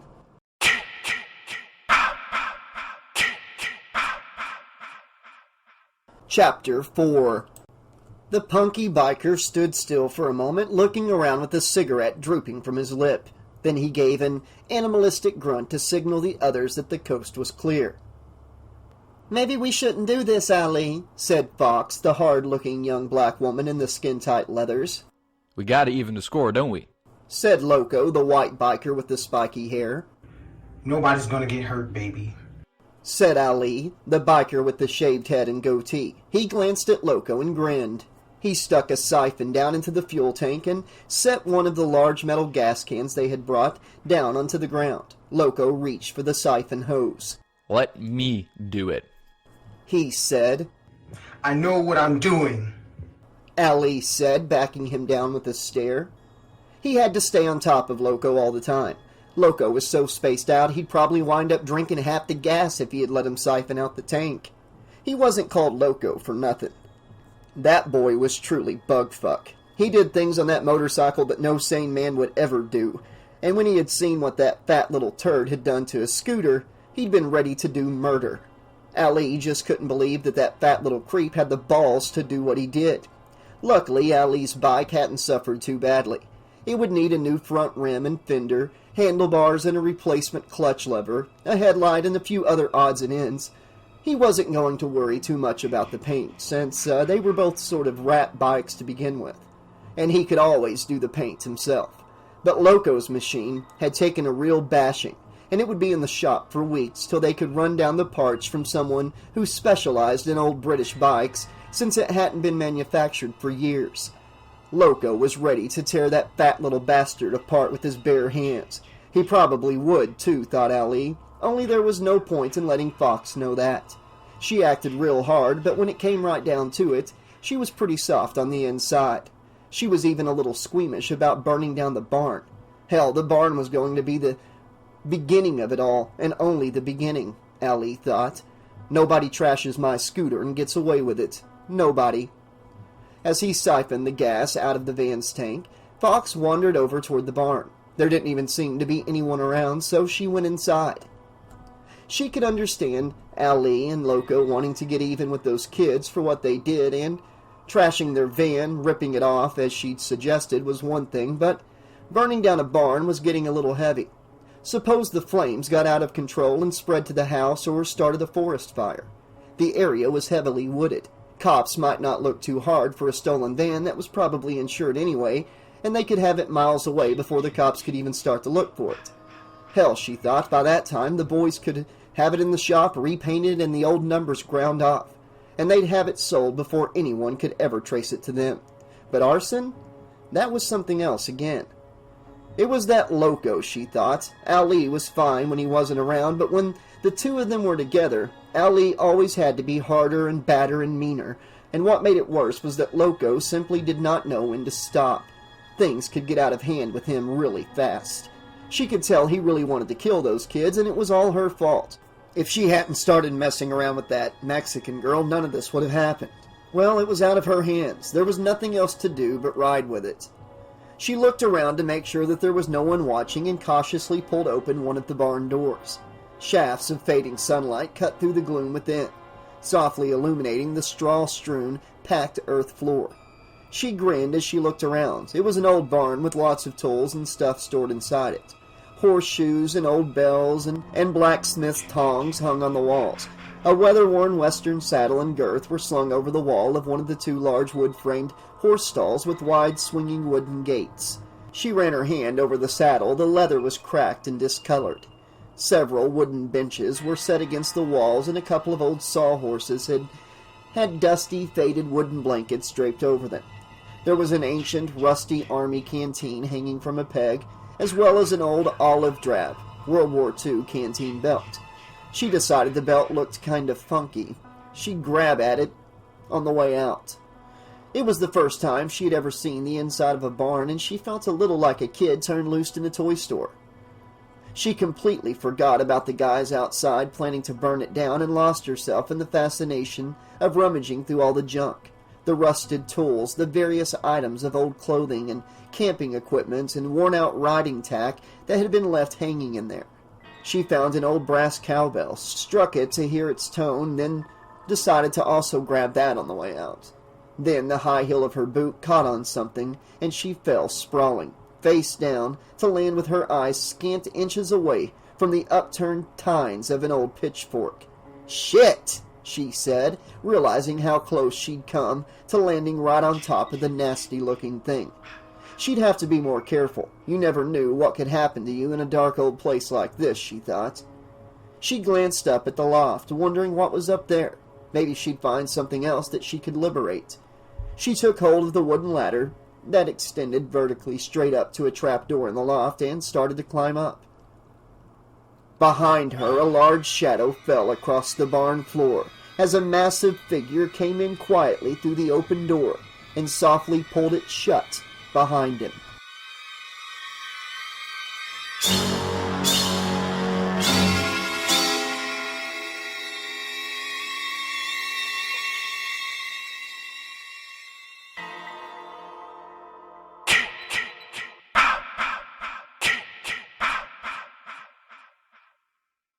Ali finished the first gas can and quickly transferred the siphon hose to the mouth of the second can, losing only a few drops in the process. He shoved the hose down inside, then capped the first can and handed it to Loco. "Here, take this into the barn and start pouring," he said. "And find Fox." That was all he needed now, having his lady wandering off. She was probably fucking around down by the lake, he thought, wading around the shore, dumb things, and here they were getting ready to torch the damn place. He wanted her where he couldn't lose her, a place where he could keep an eye on her. Was that so much to ask? They'd have to hit these turkeys hard, then split fast. He didn't want anyone to be able to identify them, assuming Loco left anyone alive to do it. He was in a real state. Maybe a nice big bonfire would mellow him out, but if not, there wasn't going to be any talking him out of this one. And bottom line, Ali didn't really feel like it. The hell with them. These kids had called the shots when they ran over their scooters. The sons of bitches were going to get wasted, and he wasn't going to cry about it.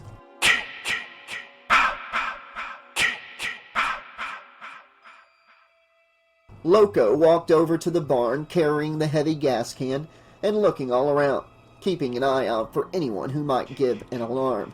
He got over to the barn doors and set the gas can down. He was about to reach out and open up the door when a sudden shriek coming from overhead startled him, making him reach for the large folding knife in his belt sheath.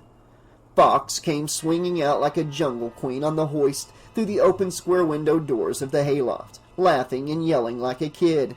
"Whee!" she cried with childlike delight. Loco stared up at her in disbelief. What the hell are you doing? He said, glancing over his shoulder quickly to see if anyone had heard her. Are you crazy? Get off that thing. She disappeared from view, swinging back through the hayloft door, and a moment later she came swinging out again like a little girl in a playground on a set of swings. "This feels so good!" she yelled, giggling like a child. Loco simply stared at her. He couldn't believe it. What did this silly bitch think they were doing here, playing games for Christ's sake? He glanced back over his shoulder, looking in Ali's direction. The van was out of sight around a bend in that driveway, behind a large oak tree. He shook his head. If Ali saw this, he'd lose it for damn sure. Ali's gonna be pissed if you don't stop the screwing around. He called up to her. We got shit to do. The hoist came swinging out by itself with no sign of Fox. Loco waited for a moment, staring up at the hayloft, but Fox didn't reappear. He scowled and went into the barn. Fox! He called, getting really irritated. He wanted to get on with it. He didn't feel like wasting time playing nursemaid to Ali's old lady. Where are ya? The cigarette dangled from his mouth. I ought to just dump the goddamn gas out and toss the butt down and be done with it, he thought. Let the stupid bitch find her own way out. Serve her right if she got burned. He ground his teeth together. No, then he'd have to deal with Ali. "Where's Fox?" he imagined Ali saying. "Oh, she's back in the barn, man. Ought to be nice and crispy by now." No, he didn't guess Ali would go for that. Shit. He'd better get her and bring her the hell out. Stop screwing around! He yelled up at the loft. You're messing everything up. There was no response. Shit. He said savagely, staring up the ladder to the hayloft. He'd had it with her. He didn't care if she was Ali's old lady or not. He was going to grab her by the goddamn throat and toss her right out that big square window up top. You're dead now, woman. He shouted. He came through the opening in the floor and stepped off the ladder onto the floorboards. Fox! He turned around. His jaw dropped and his eyes opened wide with shock at the sight of Fox dangling in the air, pinned to a crossbeam, impelled through the throat by the long tines of a pitchfork, like a butterfly pinned to a board. Her eyes were ghastly, wide open, frozen into a stare of utter horror. Blood trickled down her leathers and dripped down onto the floor of the loft, soaking into the straw. Loco panicked and turned to run. The second pitchfork was driven deep into his stomach with a dull, wet smacking sound. The long, sharp tines ripped through his entrails, penetrating deeply, going straight through him and coming out his back. Blood bubbled up into his throat as he opened his mouth to scream, and his hands clutched helplessly at the wooden shaft of the pitchfork. His horrified gaze fixed on his attacker as he tried to say the last words he could. This is a fucking bummer. He gurgled. He staggered forward one step, and then his legs turned to rubber and collapsed beneath him. There was a brief period of the most incredible, agonizing pain he had ever experienced in his entire life, and then everything started spinning and he was falling, as fire exploded in his mind and the whole world started burning.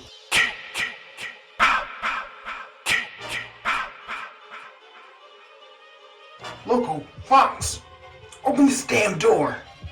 There was no response from inside. Ali gritted his teeth and set the gas cans down, then pushed the door open himself. He picked up the cans and went inside, setting them down once again and looking all around the interior of the barn. They were nowhere in sight. He heard the sound of heavy footsteps up in the hayloft and looked up. What the hell are you two doing up there? He demanded angrily. You hear me talking to you? He stormed over to the ladder and grabbed it, about to start climbing up, when suddenly Loco's body was thrown down from the hayloft. It came flying down at Ali, landing right on top of him and sending him crashing to the ground. His eyes went wide as he saw all the blood and shoved Loco's corpse away, scrambling out from under it. Fox! He screamed, and then he turned quickly as someone dropped down from the hayloft, landing back in a dark corner of the barn. Ali looked around quickly, and his gaze fell on a rusted machete among the array of gardening tools. He grabbed it and started for the back of the barn, his eyes glittering with homicidal fury. He rushed back to the stalls, brandishing the machete, and then spun quickly as he heard someone jump down behind him from the pile of hay bales in the corner. In the dim light inside the barn, he saw a huge figure coming at him, holding something in his hand. Ali swung the machete at the shadowy figure's head with all of his might. Moving with amazing speed, his attacker ducked beneath the blow and Ali staggered, momentarily caught off balance.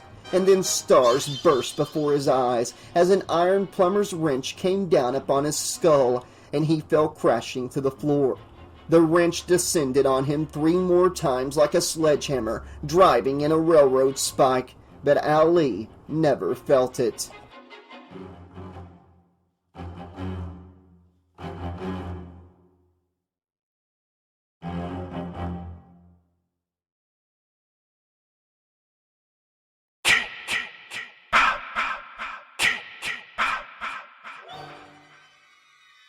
He saw them through the window of the barn. The girl dressed in a scantly blue bikini and wrapped in a towel. The boy in shorts, sneakers, and a t-shirt.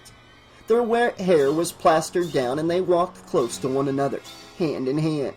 They were coming up from the boat dock by the lake, heading directly toward the barn. Their voices floated up to him. What are you doing?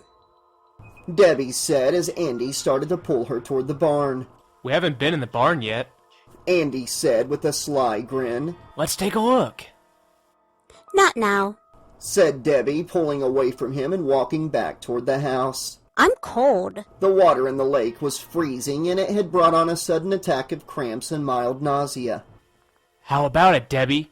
Andy said, wiggling his eyebrows and leering. A little roll in the hay? Go play with yourself. She said, grinning at him. I'm going into the house. Hey, wait up! He yelled, laughing and running after her.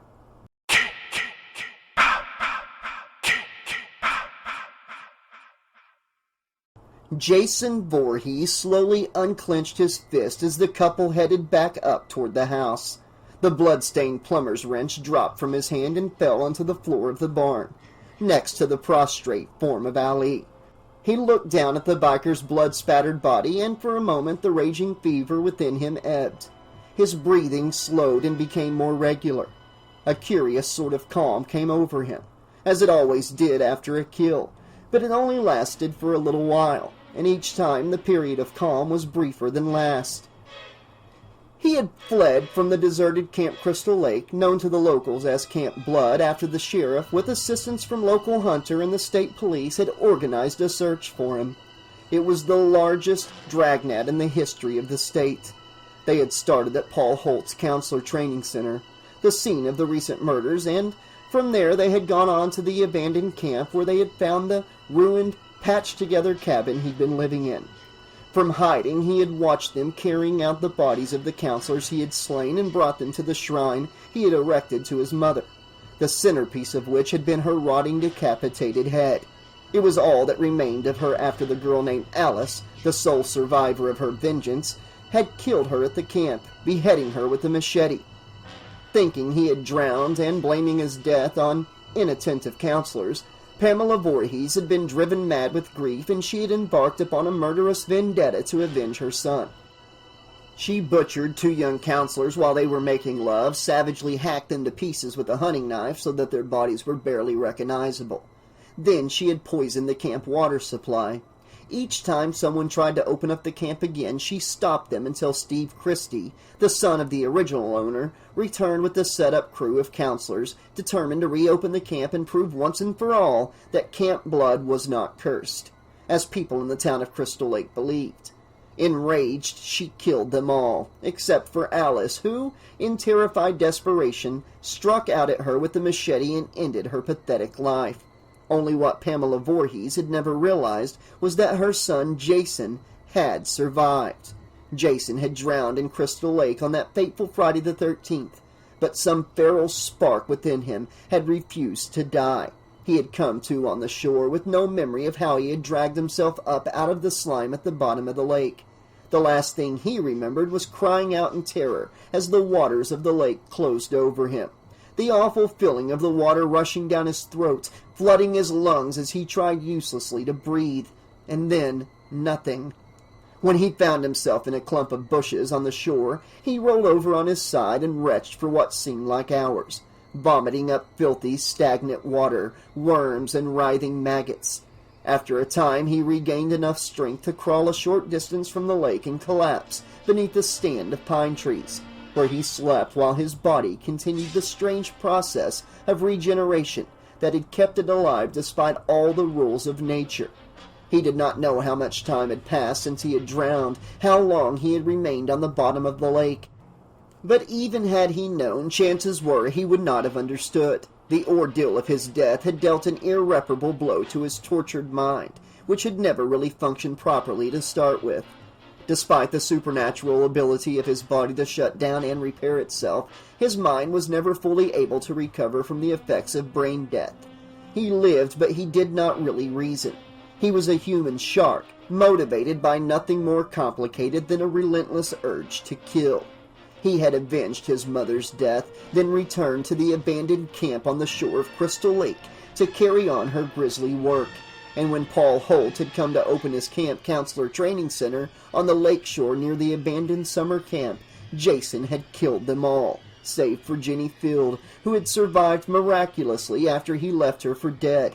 When they came with dogs and rifles to hunt him, he fled deep into the woods, then plunged into a stream and followed its course, causing the dogs to lose the scent while he doubled back to the lake and worked his way around the searchers. Instinctively, he outmaneuvered them and did the last thing they expected him to do.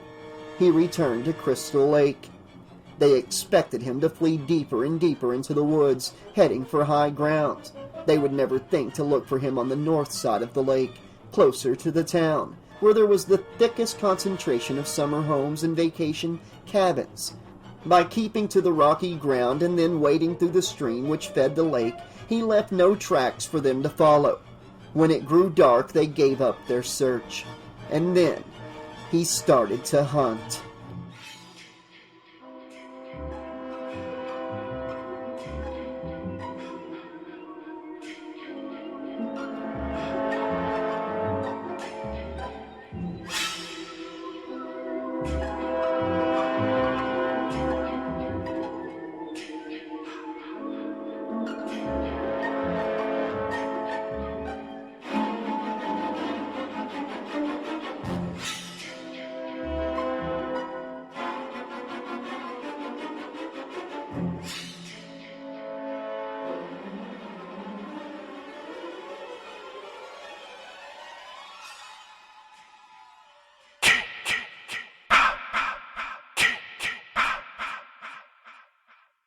Chapter 5.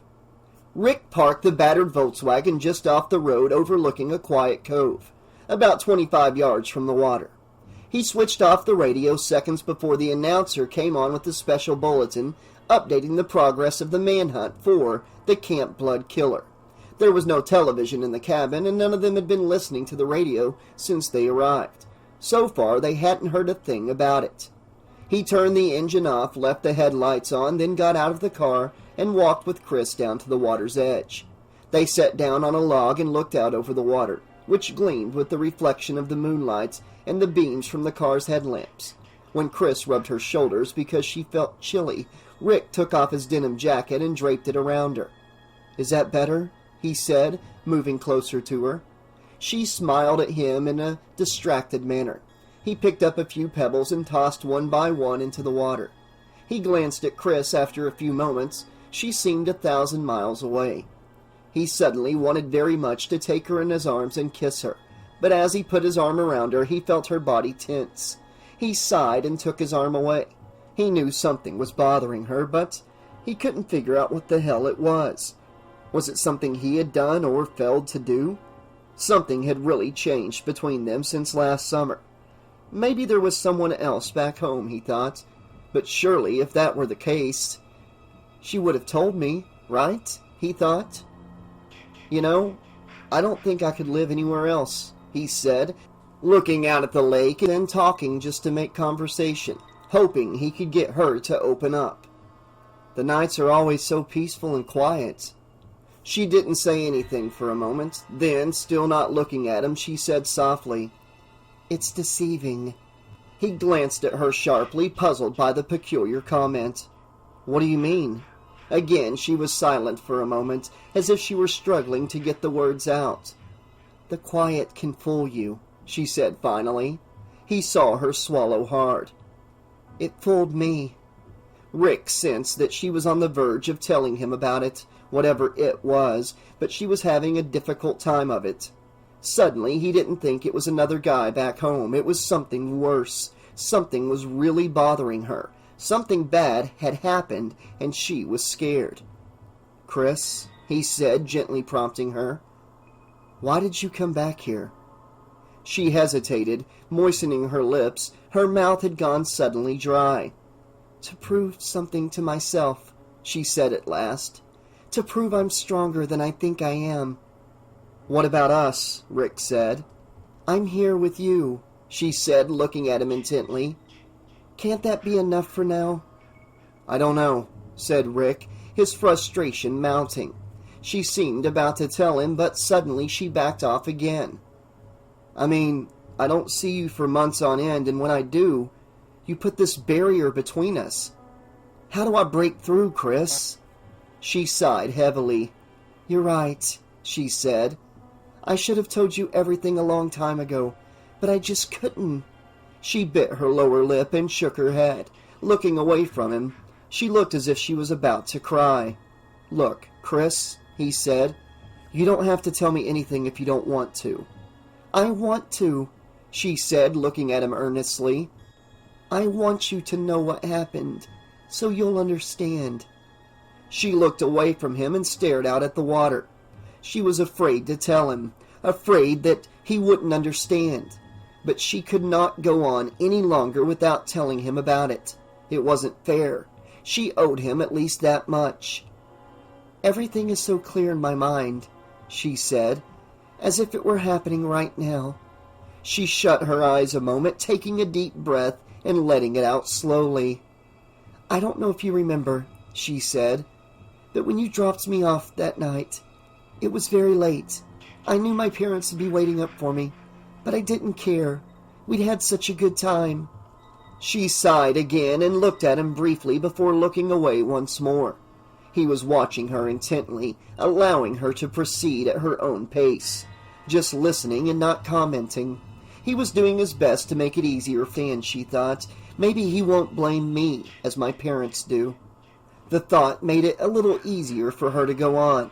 Now that she had started, she had to tell the whole story, and it simply came spilling out of her. "The minute I got in the door," she said, "they started yelling at me and cursing me. We had such a big fight. My mom slapped me. That was the first time my mother had ever hit me. I couldn't believe it. I ran out the door and into the woods. I wanted to punish them. I decided to hide out all night. I'd get them so worried that they'd be sorry for what they did." Her voice caught, and she took another deep breath, trying to steady her nerves. Talking about it was bringing it vividly into focus. Rick took hold of her hand and gave it a reassuring squeeze. She continued. "It had been raining out, and the woods were cold and wet. I found a dry spot under an oak tree, and I guess I fell asleep. All I can remember next is being startled out of sleep by the sound of footsteps. I was sure it was Dad, so I sat up and listened for him. She began to tremble. The footsteps stopped, she said, her heartbeat beating faster as she relived it in her mind. Her mouth felt dry, her skin was clammy. Then I heard this cracking noise behind me. I turned around, and standing there was this hideous-looking man. So grotesque, he was almost inhuman. He had a knife, and he attacked me with it. Tears started down her face as she gripped Rick's hand with a fierce intensity, but avoided looking at him. She felt herself shaking, and she fought to keep her voice steady. I've got to tell it, she thought desperately. I've got to. This is part of it. I've got to face what happened. I was so hysterical. I don't know how I was even able to think, she said, her voice trembling as she blinked back the tears, but they were running freely now, making long, moist trails down her cheeks. But I kicked the knife out of his hand and I ran, she gulped, forcing herself to go on. But he ran after me and pulled me down to the ground. I was kicking and screaming, but it didn't do any good, and then... Oh, God! Then he dragged me by the hair along the ground, and I blacked out. I just don't know what happened after that. I just don't know. She broke down, sobbing uncontrollably, burying her face into Rick's shoulder as he gently pulled her close and stroked her hair. He had an agonized expression on his face as he understood for the first time why she had stiffened every time he tried to touch her. What it must have been like for her to be assaulted like that and not know what happened, suspecting the awful truth, wanting to know and at the same time being terrified of knowing. "It's all right," he said softly, stroking her hair gently, feeling her pain. "You're all right now." He held her until she cried herself out and pulled away, taking deep breath as she tried to calm herself. She wiped her eyes and smiled at him weakly, grateful beyond words for his understanding. "When I woke up, I was in my own bed," she continued, holding on to his hands. She shook her head. "My parents never said a word about it. They act as if the whole thing never happened, but it did. And they knew it too, she thought, and they blamed her for it and never forgave her, either. They acted as though what she put them through, which was, of course, the way they would have thought of it, could possibly compare with an experience as terrible as the one she'd had, so terrible that her mind had blocked it out. "All I want to do is just forget it," she said, "but I can't. I'll never forget that horrible face. Never." The headlights on the car suddenly went out, and she jerked as if struck. "What's that?" They turned around, looking back toward the car, but there wasn't anyone in sight. "Damn it, it's the battery," Rick said. "I charged it yesterday, but it must not have taken." They walked back to the car. "It may just start anyway," he said somewhat dubiously. "Let me try." He opened the door and got in and turned the key, but it was dead as a doornail. "We're going to have to hoof it back up there," he said, getting out and putting his arm around her protectively. "It's okay." He looked at her and could see that she was shaken, but her eyes were shining and she looked incredibly relieved. It suddenly occurred to him that she had been afraid he'd pull away from her, afraid that he wouldn't understand, and that he would shut her out after he found out what had happened, as if it were her fault that some sick bastard had My God, he thought, no wonder she'd been acting that way every time he tried to touch her. She had been violated, and the assault had been upon the very core of her being. She felt unclean and was terrified that he would perceive her that way and want nothing more to do with her. Sweet Jesus, he thought, did she really think I'd turn my back on her just because she had been hurt? Did she really think I wouldn't be there when she needed me the most? Perhaps it was a corny gesture, but he offered her his arm, and it was exactly the right thing to do. With a smile, she hooked her arm through his, and together they started back down the road.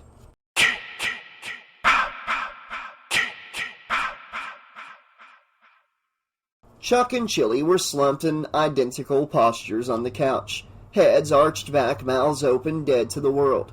Zonked, as Chuck would have put it. Vera and Debbie sat on the other couch staring with bored expressions at Andy and Shelly, who were juggling.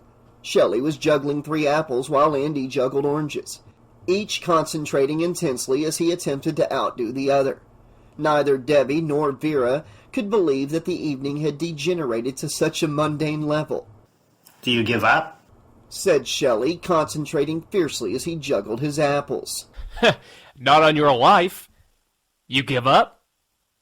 Said Andy, whose competitive drive led him to enter any physical contest, no matter how absurd. Never.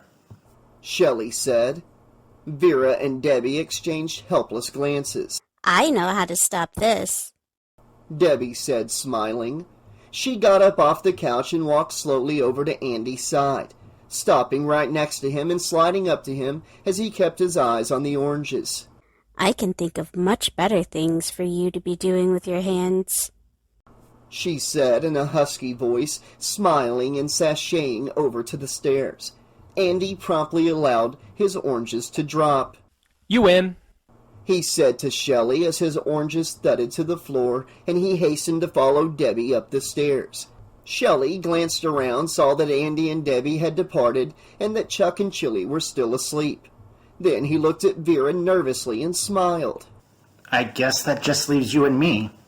Sort of. He added awkwardly.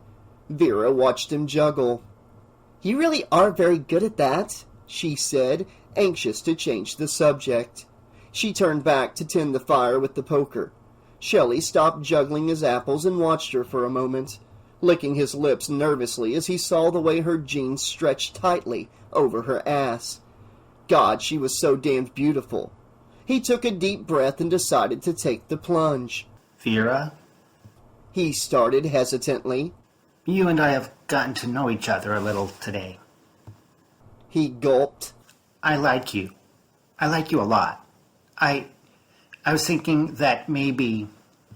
Vera came up to him quickly and gently placed her hands upon his mouth, covering his lips with the tips of her fingers. I don't think so, she said, trying to say it as gently as she knew how. Shelly dropped his gaze to the floor, feeling his face burning with embarrassment. He felt like an idiot. Look, said Vera, feeling sorry for him. I'm going outside for a few minutes, and when I get back we'll talk, okay? She turned and walked out the front door, onto the porch. Shelly moved over to the living room window and watched her for a moment as she sat down on the porch steps. Sure, we'll talk, he said, a world of bitterness in his voice stemming from a lifetime of rejection. Bitch. Vera ambled down the porch steps toward the front walk leading to the driveway. The sun had gone down and the night was cool. She took a deep breath and sighed, unaware that Shelly was watching her with desperate longing through the living room window. He really wasn't a bad guy, she thought, even if he was a bit of a nerd. He'd shown a lot of guts at that convenience store with the bikers. Still, she thought, just because he wasn't a bad guy was no reason for her to give in to what was obviously a fairly potent sexual fantasy that he was having about her.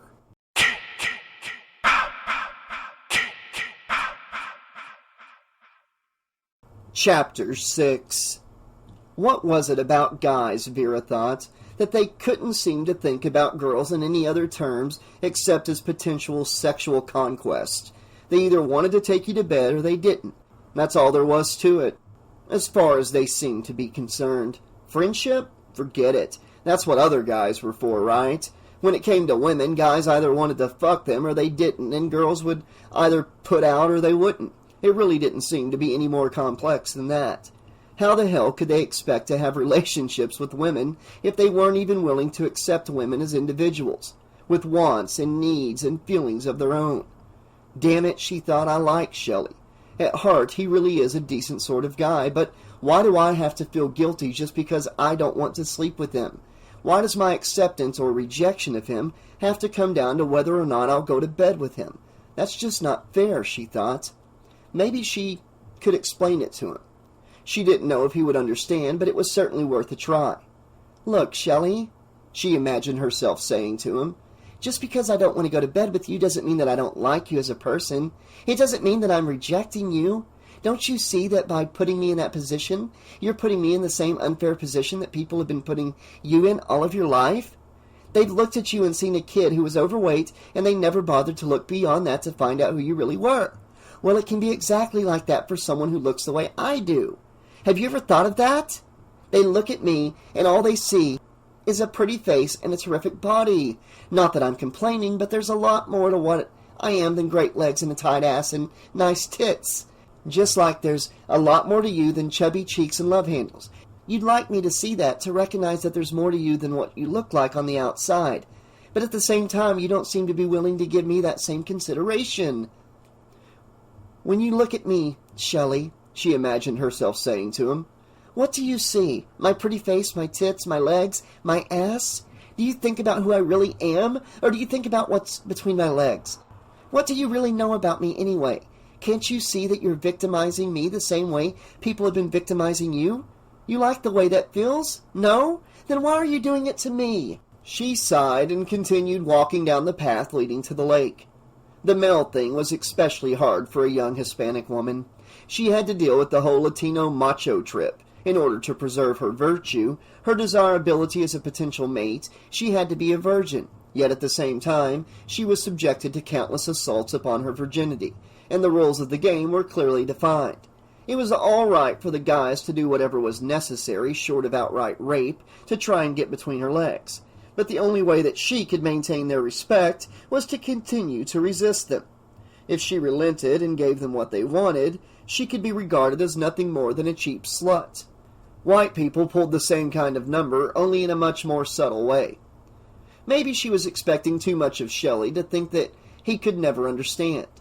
He was probably in there right now feeling sorry for himself and thinking that she was a bitch because she wouldn't respond to him the way he wanted.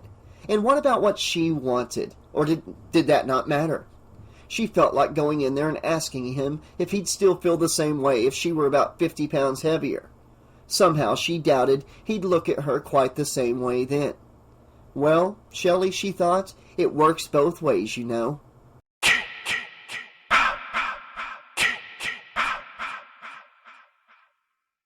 Andy rolled from side to side experimentally in the net hammock, feeling its sway beneath him. There was a dubious expression on his face as he looked up at Debbie, standing over him. "How do we do it?" he said. "Well, first, we take off our clothes," she said with a perfectly straight face. "Then you get on top of me, or I get on top of you." He grimaced wryly. "I know how to do it. I mean, how do we do it in a hammock?" With a sly smile, Debbie removed her blouse. "I think you can figure something out," she said. "I'll think of something," Andy said as she came into his arms and the hammock started to sway from side to side.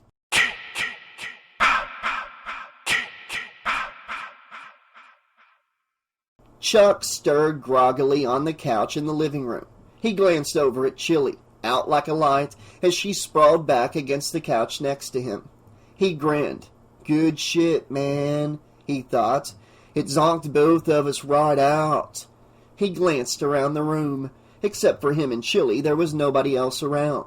The room was dark and the fire was starting to die down. Stretching lazily, he got up off the couch, threw some more logs onto the fire, and went out the back door. He walked the short distance to the outhouse, opened the door, and pulled the light chain inside. The yellow bulb came on, and he looked around at the interior of the outhouse, grinning at the graffiti written on the walls. "Help! I'm being held prisoner in the outhouse," one said. "Throw down a can of air freshener and a rope."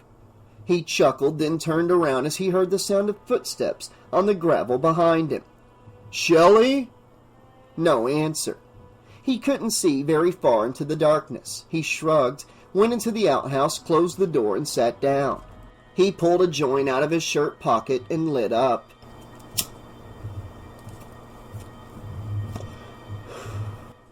Inhaling and exhaling, As the first blast hit his lungs, the whole outhouse seemed to shake. "Heavy shit," he said, taking the joint out of his mouth again and gazing at it appreciatively. Then the outhouse shook again, and he realized that it wasn't the dope. Someone was leaning on the outhouse wall outside, rocking it back and forth violently. "Who's there?" Chuck shouted, feeling slightly alarmed. "Shelly, if this is another one of your tricks, man." A moment later, he was pulling up his pants and bolting out the door, looking all around angrily. There was no sign of anyone. But the door to the barn was slowly swinging closed, as if someone had just gone inside. "Damn that Shelly," Chuck thought. "Him and his constant screwing around." Suddenly he turned and almost jumped out of his skin when he bumped right into Chili. He gave out a startled yell. "Oh!" It's just me. she said. Chuck exhaled heavily. "Between you and Shelly, I'm lucky I haven't had a heart attack yet, man." What's Butterball up to now? asked Chili. "I don't know," said Chuck. "He just ducked into the barn." Chili grinned. Come on, let's give him a taste of his own medicine. She took his arm and pulled him toward the barn. As they entered the dark building, every shadowy form within suddenly looked ominous to Chuck. He started to get an attack of paranoia. "I don't think he's in here," he said uneasily, backing away slowly toward the door. Chili made a face and grabbed his arm, pulling him back in. Chuck suddenly wasn't sure that it was Shelly who had gone into the barn. He hadn't actually seen it. "Hey, maybe that wasn't him, Chili," he said nervously. Shh. She held a finger to her lips, and with her other hand she picked up an iron crowbar. She crept forward and pushed open one of the stalls. She brought the bar up as if it were a baseball bat and leaped into the stall with a shrill yell.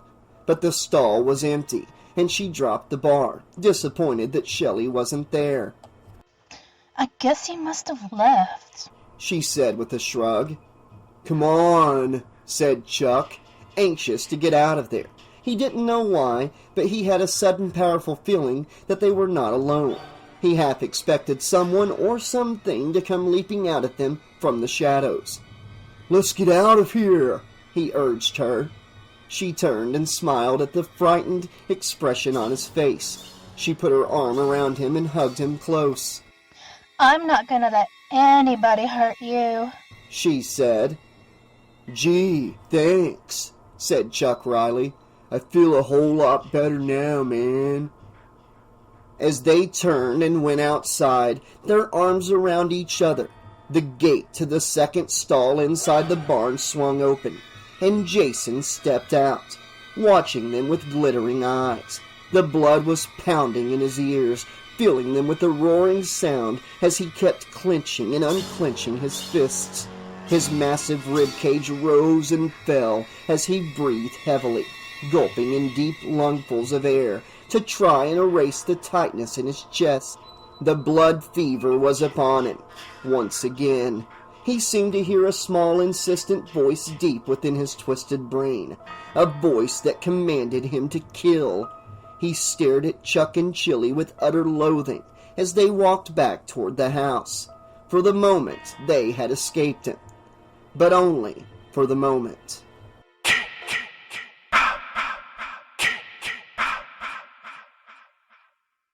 Vera sat on the edge of the boat dock, dangling her legs in the water. It was so quiet and peaceful out on the lake, she didn't really feel like going back inside and having it out with Shelly. She sighed. Why couldn't he simply take the hint? Any other guy would have realized long ago that she simply wasn't interested in him. At least not that way. But Shelly couldn't get it through his Shelly couldn't seem to get it through his head. He kept trying to push the issue as if he thrived on rejection. She kicked her legs back and forth, enjoying the feel of the cool water on her bare feet. I came on this trip to get away from hassles, she thought. To just enjoy a quiet weekend on the woods, on the lake. I don't need this crap from Shelly. He wouldn't be such a bad guy, she thought.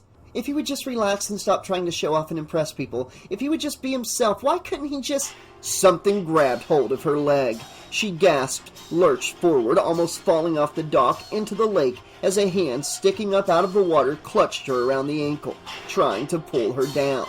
She screamed and clung to the dock with all of her might, kicking with her leg, trying to wrench herself loose, but she felt herself slipping, and suddenly the hand let go.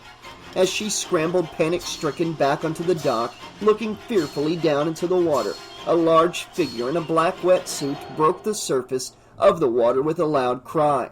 Brandishing a spear gun and wearing a white plastic hockey mask, Shelly pushed the mask back on his head and grinned at her. You've just learned a valuable lesson, he said as she stared at him with stunned disbelief. A beautiful girl like you should never go out in the dark alone. Damn it, Shelly! She came at him furiously, meaning to strike him, but seeing the expression on her face, Shelly quickly backed away. Why do you do these stupid things? She said in exasperation. I have to, he replied defensively, raising his arm slightly as if to ward off a blow. No, you don't have to, she said, making a face at him and mimicking his tone.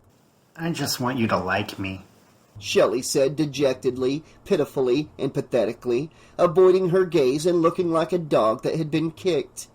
I do like you, said Vera with exasperation, but not when you act like a jerk. Being a jerk is better than being a nothing, Shelly said in a small voice. I never said you were nothing, Vera protested. You don't have to say it, he said miserably. I can tell. You're wrong, she said. Shelly? He hung his head and walked away, looking like a big black seal in his wetsuit. She sighed, shaking her head. God, he was truly hopeless, she thought. He acted like an insecure 12-year-old who would do anything for attention. Like the boys who used to chase her all the time when she was a little girl. They teased her, pulled her hair, and acted like utter idiots around her because it was the only way they knew how to show that they liked her. He was making her crazy. She went back to the end of the dock and sat down again, staring out at the lake and wondering if she was going to survive the weekend.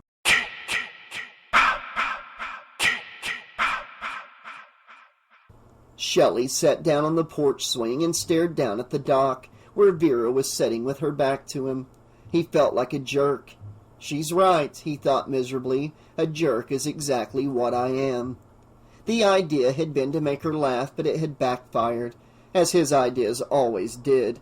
He would imagine the whole thing in his head, the way it would go, complete with dialogue as if it were a movie that he was directing. He would see it played out in his mind frame for frame. He would leap up out of the water in his mask and wetsuit, Vera leaping back, frightened at first, then amused at the stunt and flattered by the trouble he had gone through on her account. But of course that was not how it turned out. These things never turned out the way he imagined they would. Shelly sighed heavily. I give up, he thought. What's wrong with me anyway? Why can't I ever do anything right? I ought to just give up the whole thing, forget about Vera, forget about a career in filmmaking, and get a job as a cook at a fast food restaurant. The thought suddenly made him long for a double cheeseburger, a quarter-pounder with cheese, a couple orders of large fries, a large milkshake, and maybe a fried fish fillet with extra sauce and an apple turnover. He wondered if there were any fast food places nearby, or at least a pizzeria. He was starving. A shadow crossed one of the windows, and he glanced up to see who it was, but the figure had already passed. Whoever it was had gone around the house, heading toward the barn. Shelly got off the porch swing and went down the steps toward the barn, carrying his mask and spear gun. He went up to the window and looked in, but it was way too dark to see anything. He tapped on the window. Chuck, Chili, what are you guys doing in there? He grinned. You guys doing something I shouldn't see? He pushed open the door and fumbled for the light switch. Powerful fingers suddenly closed around his wrist in a vice-like grip and brutally yanked him forward.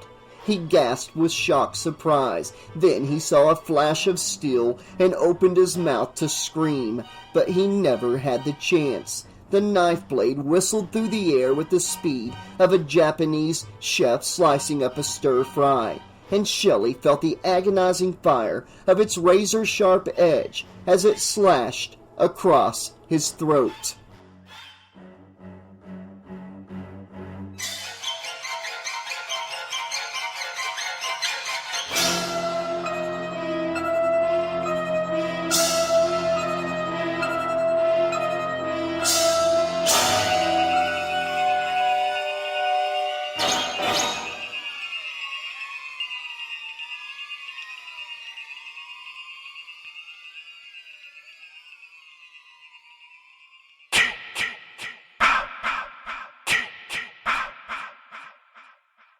Chapter 7. Vera shifted uncomfortably on the wooden boards of the dock and reached into her back pocket to see what was poking her. She pulled out Shelly's wallet. She had forgotten to give it back to him after that scene with the bikers at the convenience store. Out of curiosity, she opened it and started going through the contents. She paused at a photograph of Shelly and his mother and guiltily closed the wallet. She looked around, but he was nowhere in sight. He must have gone back to the house, she thought. She started to get up, but as she rose, the wallet slipped out of her grasp and fell into the water. "Oh, that's just great," she said, looking down at the wallet floating in the lake. Fortunately, it was one of those Cadora nylon outdoorsman wallets used by fishermen and boaters because they floated. But it had drifted out of her reach, and now she couldn't get at it from the dock. There was nothing else to do but go in the water after it. She walked back to the opposite end of the dock and stepped onto the ground, going down to the water's edge, slowly wading out into the water until it was up over her knees. She reached out for the floating wallet and picked it up. As she shook it off, the sound of heavy footsteps on the dock above her made her look up. She saw a dark figure wearing a white hockey mask and carrying a spear gun walk out onto the dock. Shelly, she thought. Was he still playing his stupid games? Well, he probably wouldn't think it was so funny when he found out she had dropped his wallet in the water. Everything inside was soaking wet. "Hey, I dropped your wallet!" she called out. "I'm sorry." She saw him raise the spear gun. "Hey, now cut that out!" she shouted. "That's not funny!" It was pointed straight at her. Suddenly she realized that the dark figure wasn't wearing a wetsuit. It wasn't Shelly, but a much larger man, some huge and frightening stranger wearing Shelly's hockey mask and aiming Shelly's spear gun at her face. "Who are you?" she shouted, staring with sudden fear at the figure on the dock. "What are you doing?" Jason pulled the trigger. With the click and a sharp hissing sound, the steel spear hurtled through the air and struck Vera in her left eye, penetrating deep into her brain. She fell back into the water, her right eye staring blindly at the sky. The shiny spear shaft protruding from her left eye socket as blood leaked out from around the window and mingled with the cold water of Crystal Lake. Jason dropped the spear gun onto the dock and turned back toward the house. He looked up at the light in the second-floor bedroom window, where Andy and Debbie lay wrapped in each other's arms.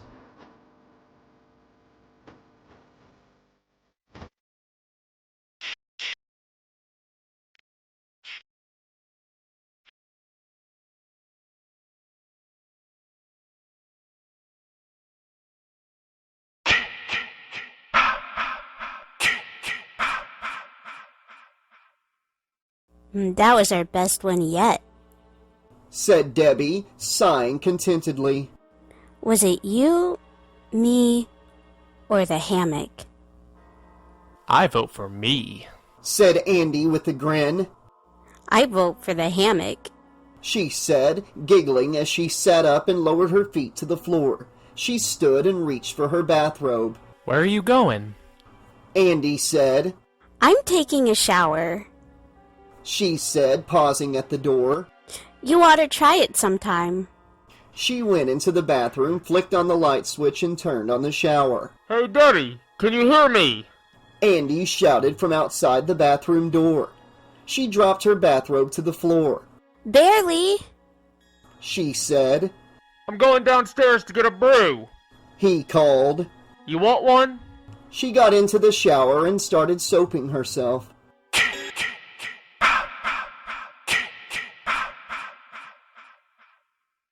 Downstairs, the front door opened and Jason walked in, carrying a machete from the barn. He slowly crossed the living room and started up the spiral staircase to the second floor, and toward the sound of their voices.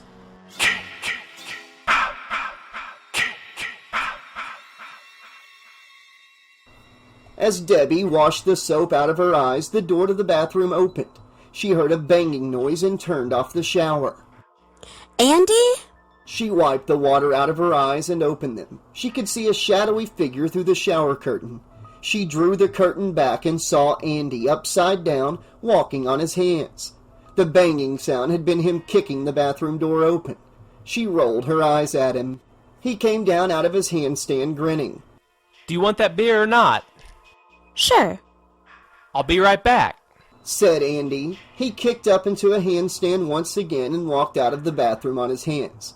Smiling, Debbie shook her head and pulled the shower curtain closed. He was always showing off. She turned the hot water back on. Andy kept his balance perfectly as he walked on his hands into the hall, whistling to himself.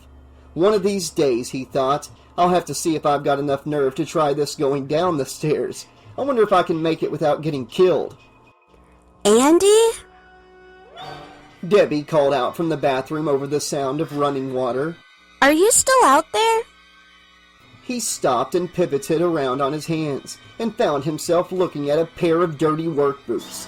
He glanced up and saw a large figure wearing a white hockey mask and brandishing a gleaming machete. He screamed as the razor-sharp blade chopped down savagely between his legs, slicing through his upside-down body like an axe splitting logs. Over the sound of the running water, Debbie thought she heard a yell, followed by a crashing sound. She finished rinsing off the soap, turned off the water, and stepped out of the shower. Andy? She called, reaching for a towel. Are you still there? I can't hear you. Will you quit fooling around? Cut it out! She dried off, then wrapped the towel around herself and opened the bathroom door. She stuck her head out and looked up and down the hall, but there was no sign of him. He must have gone downstairs, she thought. I changed my mind. I don't want the beer. She shouted, looking down over the balcony as she walked down the hall to their bedroom, her bare feet almost stepping into a trail of blood. Andy! Andy! Did you hear about the beer?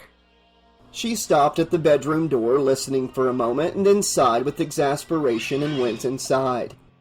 I hate it when you don't answer, she said, slamming the door shut and plopping down into the hammock.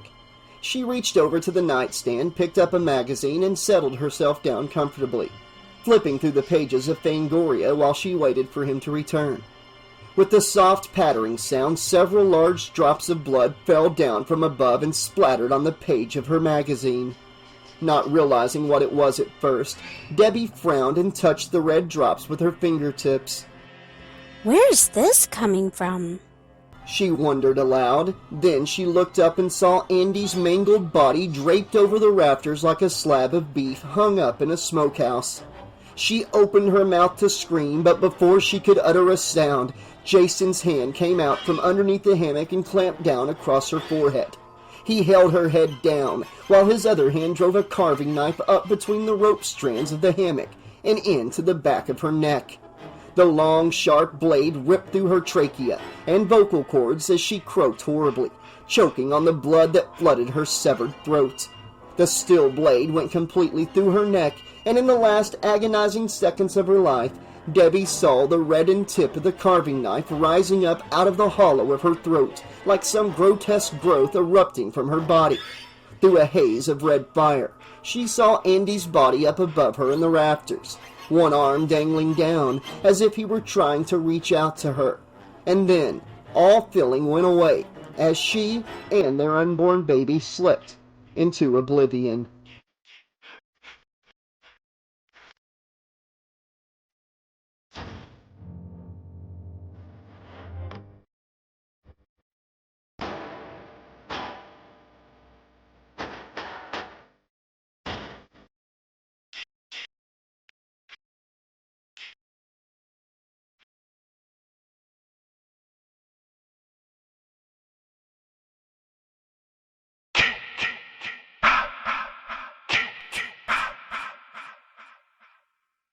Chuck staggered back into the kitchen and started pawing through the pots and pans with a tremendous clatter. He giggled as he thought to himself, "Man, am I wrecked." He selected a huge pot and poured a generous amount of corn oil into it, straight from the bottle without bothering to measure. Then he turned the flame up all the way and tossed a couple of test kernels into the pot, just as the instructions on the jar said. Then he decided the hell with it and dumped a whole handful of popcorn kernels into the pot. He stared at it thoughtfully for a moment, then dumped in another handful just for good measure. Then he upended the jar over the pot and dumped it all in. He rummaged through the shelves, knocking over spice tins and containers of dried herbs, looking for some salt. He found something labeled sea salt and figured that was close enough. He shook a mess of it out into the pot, and for variety's sake he added some pepper and some MSG.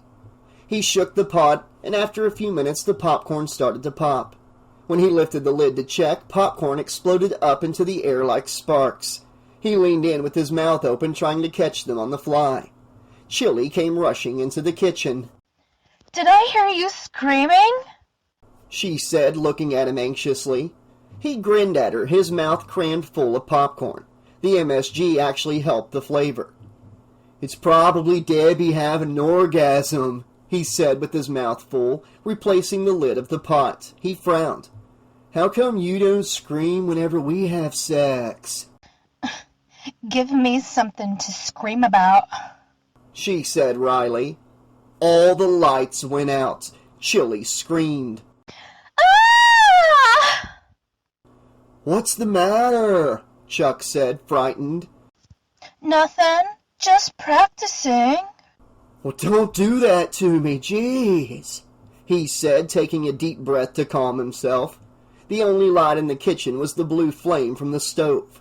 Chuck quickly removed the pot from the flame before all the popcorn burned. He heard Chili rummaging through the kitchen drawers, and a moment later she clicked on a flashlight and handed it to him.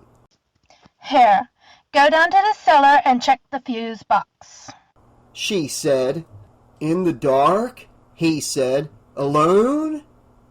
Ever since childhood, he'd had an irrational fear of the dark that, unlike other children, he had never managed to outgrow. When he slept alone, he still slept with a nightlight. In the darkness, coats hanging in open closets took on the ominous aspect of strangers lurking in the shadows, waiting to leap out and attack him. A bathrobe hanging on a hook, screwed into the back of a door, looked like some sinister ogre reaching out for him. Furniture took on soft, indefinite shapes in the darkness. With his imagination, they transformed into ravening monsters, crouching and ready to spring. He knew, of course, that there were no strangers hiding in the closet, only coats, and that there was no ogre standing by the door, but just his bathrobe on a hanger, and that it wasn't a werewolf crouching in the corner, but merely an armchair. Intellectually, he knew that, but emotionally, he was convinced that strange, malevolent beings crept out of the woodwork when the lights were out. Be a man. Chili said, taking a lantern down from a windowsill and setting it on the table to prime and light it. Chuck sighed with resignation and headed for the basement stairs. He opened the door and shined the light down the steep steps.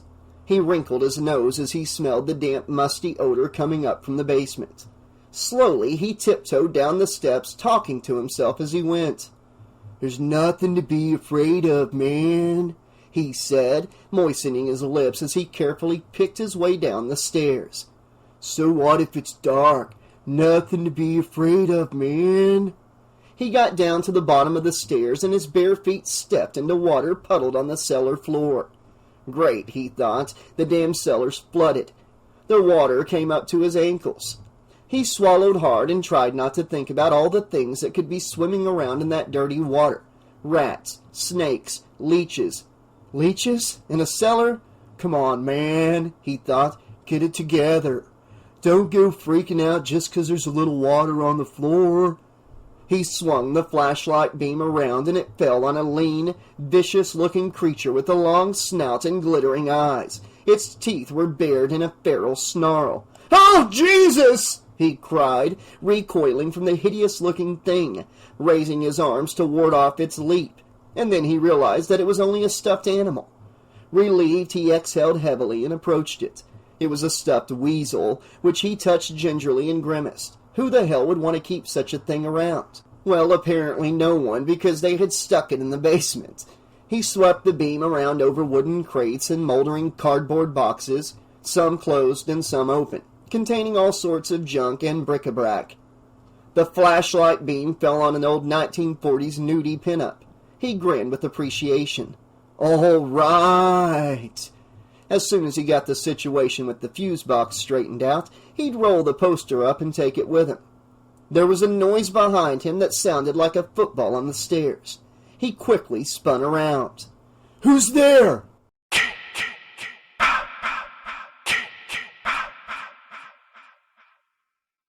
Upstairs, Chili discarded Chuck's popcorn disaster and started fresh with a new pot.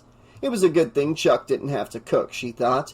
He'd be utterly lost in a world without burger drive-ins, taco joints, and pizza parlors. She made a face as she dumped the greasy popcorn and started to shake the second pot. Suddenly, something heavy fell against the kitchen door. She picked up the lantern. Chuck, you back already? There was no answer. She hesitated, then reached out and pulled open the door. Shelly fell against the doorframe, his eyes bulging, his mouth working as a ghastly, incoherent wheeze came out of him. His throat was slashed from ear to ear, and blood was running down his neck onto his shirt. He stretched his hand out to her, and blood trickled from his mouth. Nice makeup job, said Chili, turning away from him. She wasn't falling for that trick again. He slumped down to the floor and fell forward on his face, blocking the door. She turned and looked at him irritably. He was getting to be a real drag. Stop fooling around, man, she said, and as he died, she went back to shaking her popcorn.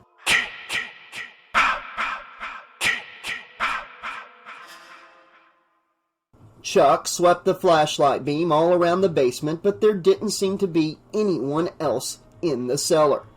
Yet he was certain he had heard something. Only the house settling, he told himself. Old places like this always creak and groan. He took a deep breath to settle his nerve and exhaled slowly. Damn, he hated being alone in the dark. It was giving him the creeps. If it wasn't for the flashlight, he'd never have been able to handle it. He moved deeper into the cellar, sweeping the flashlight beam back and forth, and finally, it fell on a gray steel fuse box mounted on the far wall. At last, he thought. He moved closer, peering at the box. It had been left open, and he could see that it wasn't exactly up to code. The old fuses had been replaced with circuit breakers, but the wiring was all exposed, and the old cloth insulation was badly frayed. Not very safe at all, man. He thought, this is just not my day. He shined the flashlight into the box and saw that the main breaker had clicked into the off position.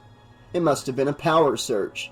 Gingerly, he reached out, all too aware of the fact that he was standing barefoot in ankle-deep water, and quickly clicked the breaker switch back to the on position. Then he pulled his finger back quickly. The dim 40-watt bulb in the fixture overhead flickered on, and Chuck sighed with relief that it was over and he could go back to his munchies. He was beginning to think that he would have never got out of that basement. "That's better," he said, turning back to go upstairs. He gasped at the sight of the huge backlit figure standing close behind him. The flashlight beam fell on the white hockey mask, and before Chuck could take another breath, Jason's hand shot out and closed around his throat, seizing him and lifting him straight up off the floor.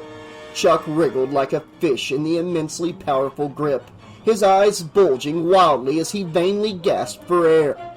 With one smooth motion, Jason hurled him right into the open fuse box. Electricity cracked as Chuck slammed back into the old wiring and his bare feet hit the water. Splayed out against the fuse box as if he were crucified, Chuck jerked and writhed as the juice coursed through his body and electrocuted him. Sparks shot out of the box, the light bulb overhead flickered madly, and the smell of burning flesh filled the musty cellar.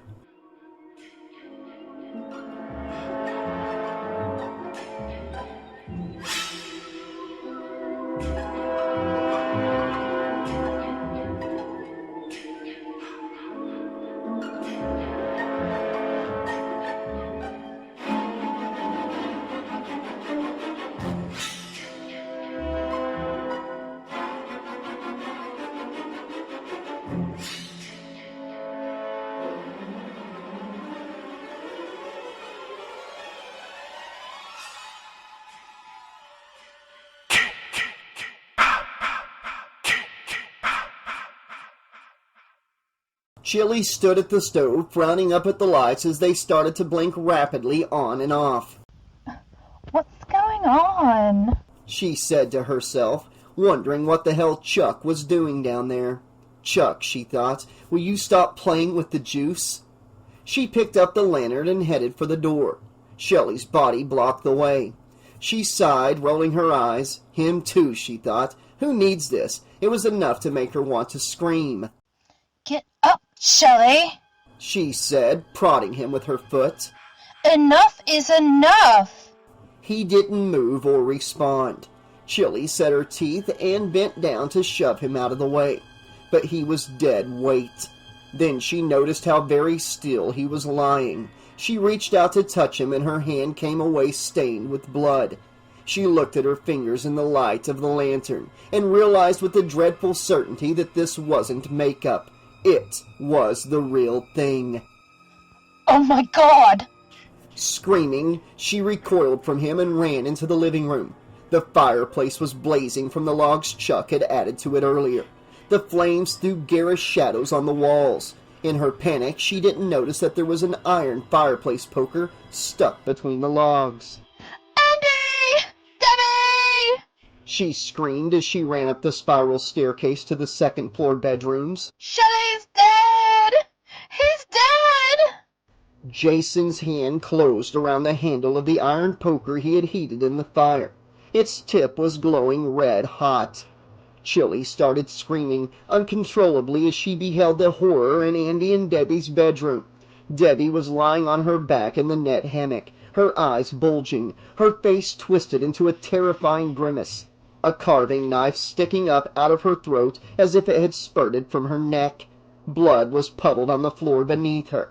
Andy's body was draped over the rafters, his arm hanging down loosely, his eyes glazed, the blood from his grisly wound draining onto the floor as if he were a side beef in a kosher slaughterhouse.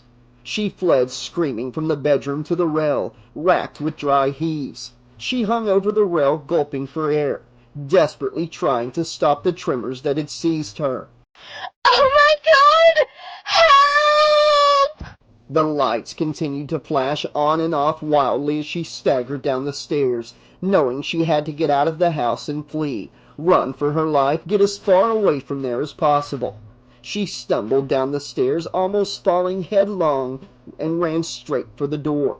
It was ajar, and a strong gust of wind suddenly blew it open, slamming it against the wall. She screamed, thinking someone had thrown it open, and she turned. With a powerful thrust, the sizzling red-hot poker was driven straight into her stomach. It penetrated deeply, crisping her skin and sending thin tendrils of smoke curling up from the cauterizing wound. The breath hissed out of her as she felt the shock of the brutal impact and the fiery agony of the glowing iron. She saw the loathsome eyes behind the stark white hockey mask, and then her vision blurred. She couldn't even scream. She was beyond screaming. She was beyond pain. And a moment later, she was beyond caring.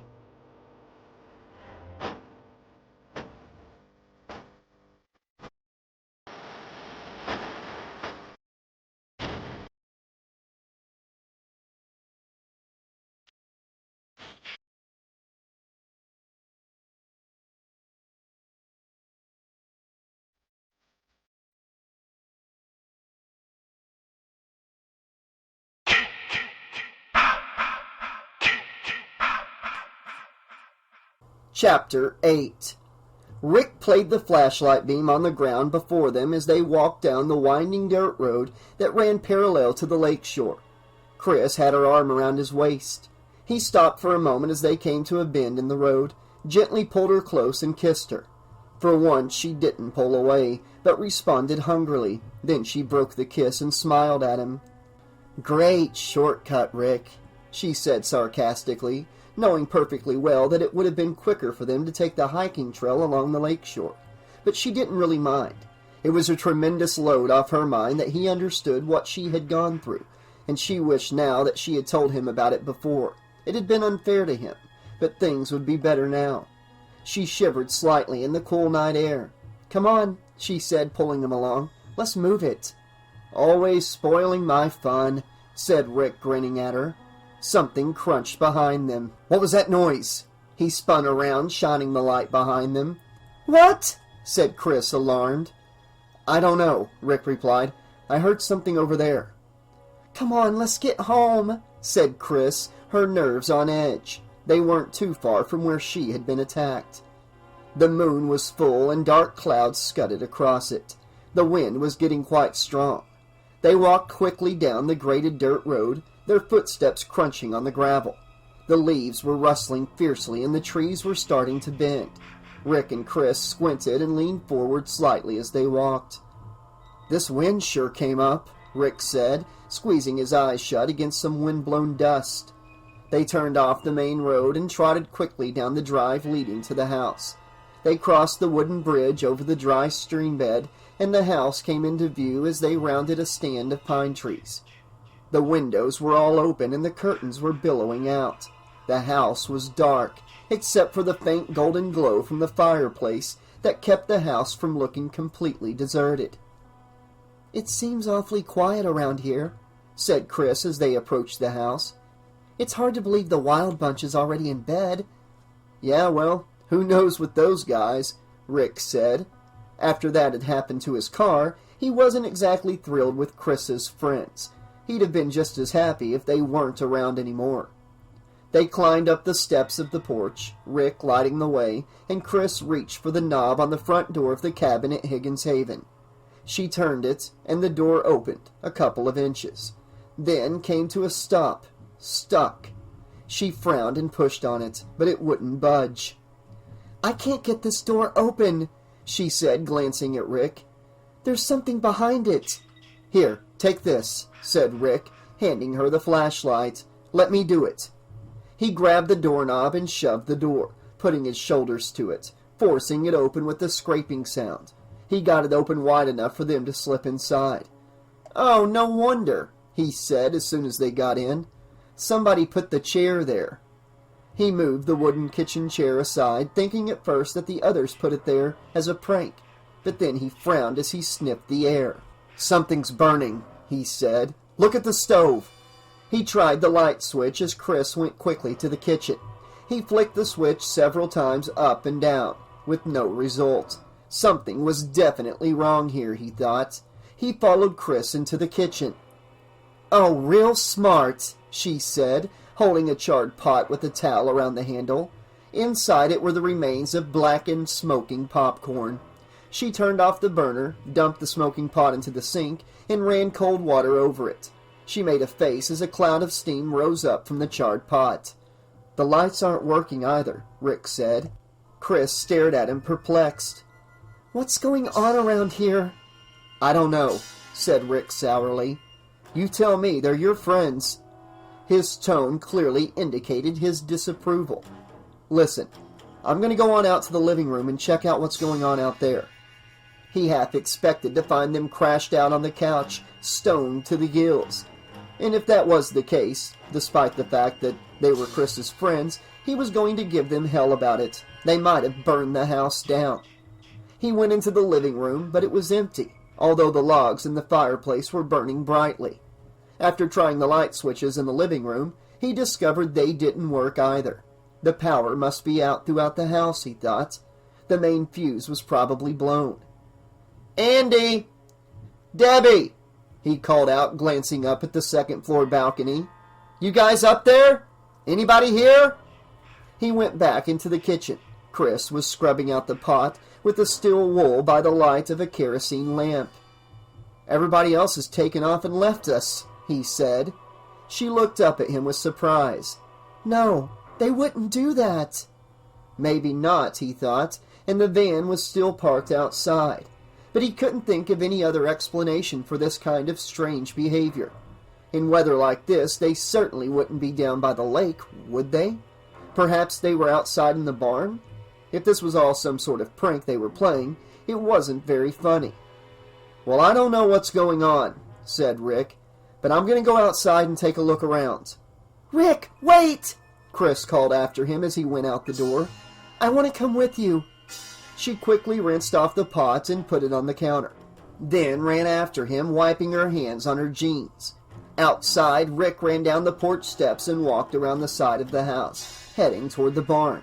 He heard the crunch of a heavy footstep on the gravel. "Andy," he said, "is that you?"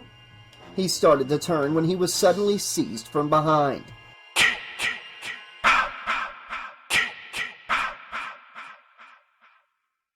"Rick?" Chris called, coming into the living room. She looked around, but the living room was empty. He must have already gone outside, she thought. She suddenly felt creepy, standing all alone in the empty house. She went up to the front door and opened it, hesitating before going out on the front porch. She felt nervous about going outside. She stepped out onto the front porch and looked around. He was nowhere in sight. "Rick?" she called out nervously. Rick was only about 20 feet away, but he couldn't answer her. A large, calloused hand was clamped over his mouth and nose, holding him so that he couldn't breathe. A powerful arm was wrapped around his chest, pinning his arms to his sides and immobilizing him. His feet were off the ground, and though he kicked and struggled with all of his might, he couldn't break loose or even shout out to warn Chris. Jason held him as easily as if he were an infant. Chris stood out on the front porch for a moment, looking out into the darkness, then decided to go back inside. As she closed the door behind her, Jason placed his hands on either side of Rick's head and began to squeeze. Rick gulped for air and started to scream, but the pressure was so great that it felt as if his skull were being crushed inside a wine press. A keening, high-pitched groan escaped from his throat, and then his skull began to fracture, cracking like a walnut and sending bone splinters deep into his brain. His eyes popped out of their sockets, his jawbones cracked, and his cheekbones shattered as blood spurted from his mouth and nostrils. Chris opened a window on the side of the house and called out his name, but he was hard-pressed to answer.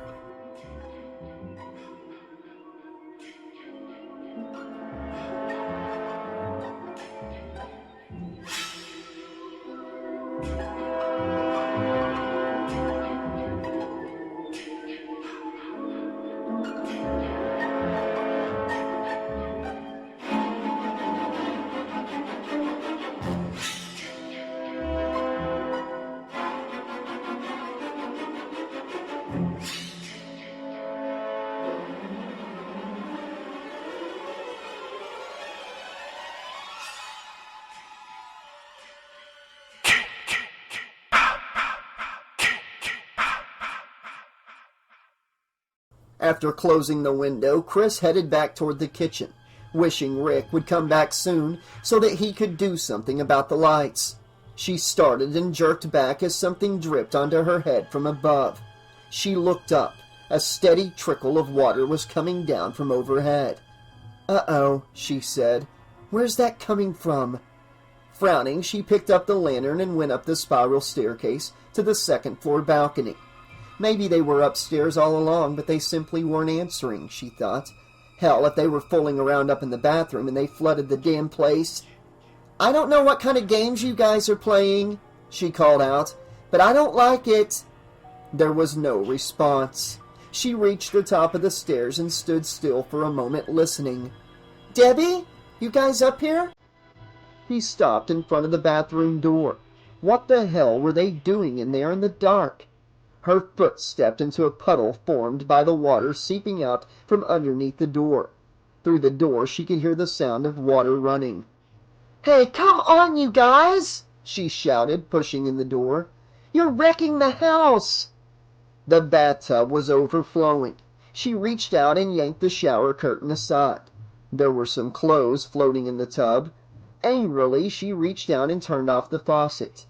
Damn that Debbie, she thought. What did she do, throw some sweaters in to soak and then forget to turn the water off?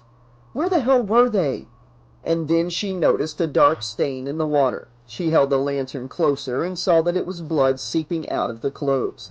Turning the water red, with a sharp intake of breath, she lifted the bloody shirt out of the tub, stared at it with a stunned expression, then dropped it back into the tub and raced down the stairs. "Rick!" she shouted. She ran across the living room, opened the front door, and raced down the porch steps toward the barn. "Rick!" she yelled. Something had happened. Something terrible. She knew it. That shirt had been completely soaked with blood. My God, she thought. What could have happened? They couldn't have gone anywhere. The van is still here. Something awful must have... A sharp gust of wind blew through the tree branches, and something cracked above her. She screamed as Loco's blood-soaked body dropped down directly in front of her and hung upside down from a splintered branch overhead. "Rick!" she shrieked, recoiling from the grisly sight and sobbing hysterically as she ran back to the house. She sped up the porch steps and burst into the house screaming, "Rick! Where are you?" The wind outside was building up to hurricane force. A strong gust blew the window open. She shrieked as it slammed against the inside wall, then raced over the window, forced it shut, and bolted it. Another gust of wind blew open the door, and she screamed again, then ran over to the door and slammed it shut, bolting it and barricading it. Her heart was hammering inside her chest, pounding against her ribcage like a wild thing trying to claw its way out. She couldn't stop sobbing. "Rick!" she screamed hysterically. "Help me!" The large bay window suddenly exploded inward, shattering in a rain of glass as Rick's corpse came flying through it, to fall with a soft, wet sound onto the living room floor. "Rick!" She threw her hands up to her face and screamed as she knelt down beside him, reaching out for him instinctively, then jerking her hands back. Her hands came away covered with blood, and she gave a frenzied scream when she saw what had happened to his face. "Oh! Rick!" Heavy footsteps sounded on the porch outside, and she looked up, terror-stricken, to see the immense form of Jason Voorhees stepping through the bay window with an axe in his hand. Terror trip-hammered adrenaline through her system as she scrambled to her feet and bolted for the stairs. She ran up the spiral staircase, hearing his booted feet behind her, crunching the glass on the living room floor. She looked down and saw him at the base of the stairs, holding the axe and looking out from behind his hockey mask with those demented eyes. He started up the stairs after her. She turned to the heavy bookcase that stood against the wall of the balcony, and with all of her strength she pulled on it. The heavy bookcase tipped over, hitting the balcony railing and sending a rain of books down on her pursuer. Jason raised his hand to ward off the heavy books, but the case came crashing down on top of him. Chris ran down the hall. She tried the bathroom door, then hesitated, realizing that would probably be the first place he would look. She ran down to the end of the hall, desperately trying to think of a place to hide. The closet! She bolted inside and pulled the door shut behind her, locking it and bending down to peek out through the keyhole. There was no sign of him. Tears were streaming down her cheeks. Sobbing and hyperventilating, she bit down on her knuckles to try and keep herself from making any noise. He'll check the bathroom, then the bedrooms, and when he passes the closet and goes into Shelly's room, I'll have a chance to run back down the hall and get downstairs and out the front door. She leaned forward and looked out through the keyhole once again. The hallway was empty and everything seemed quiet. Maybe the falling bookcase had killed him, she thought. Swallowing hard and trying to make herself think straight, fighting the mindless panic that was welling up inside of her. But what if it had only knocked him out? What if she went out there and ran into him as he was on his way up the stairs to get her? She closed her eyes and bit her lower lip hard enough to draw blood. Then, clutching her hands into fists in an effort to keep herself under control, she squeezed herself back in behind the clothes hanging on the bar. And then she bumped into something. Someone.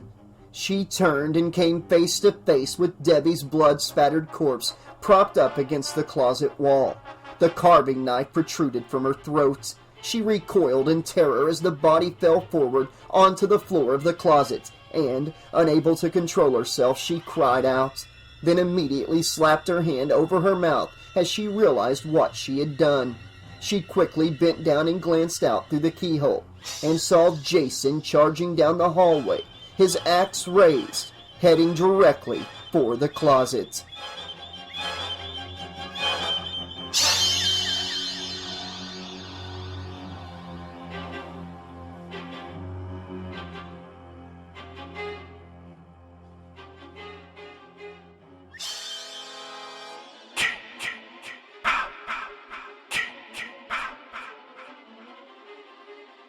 She jerked back only seconds before the axe came crashing through the wooden door inches away from her. She screamed as the axe was pulled back for another shuddering blow, splintering the door. There was no way out. She was trapped. And then she glanced down at Debbie's body, at the carving knife stuck through her throat. She reached down trembling and pulled the knife out as the axe crashed through the closet door again, putting a gaping hole in it through which Jason shoved his arm as he groped for the lock. With all of her might, Chris drove the knife through the back of his hand. An ordinary man would have screamed in agony, but Jason merely let out a moan that was muffled by his mask and pulled his hand back. The axe fell to the floor. Pursuing her advantage, Chris lunged out of the closet, flailing at him with the knife, slashing at him furiously. He backed away, slipped on the water in the hall, and went down to one knee. The knife came down, narrowly missing his chest, and became embedded in his thigh. He howled with pain, clutching at his wounded leg. He was still between Chris and the stairway, blocking the hall. She remembered that there was a window in Shelly's bedroom at the other end of that hall. She turned and ran down the length of the corridor and grabbed the doorknob, but the door was stuck. She shoved her shoulder into it, but it wouldn't budge. When she threw herself against the door again, then kicked it as hard as she could, it burst open just as Jason plucked the carving knife out of his leg and hurled it at her. It whistled past her head and stuck in the door frame.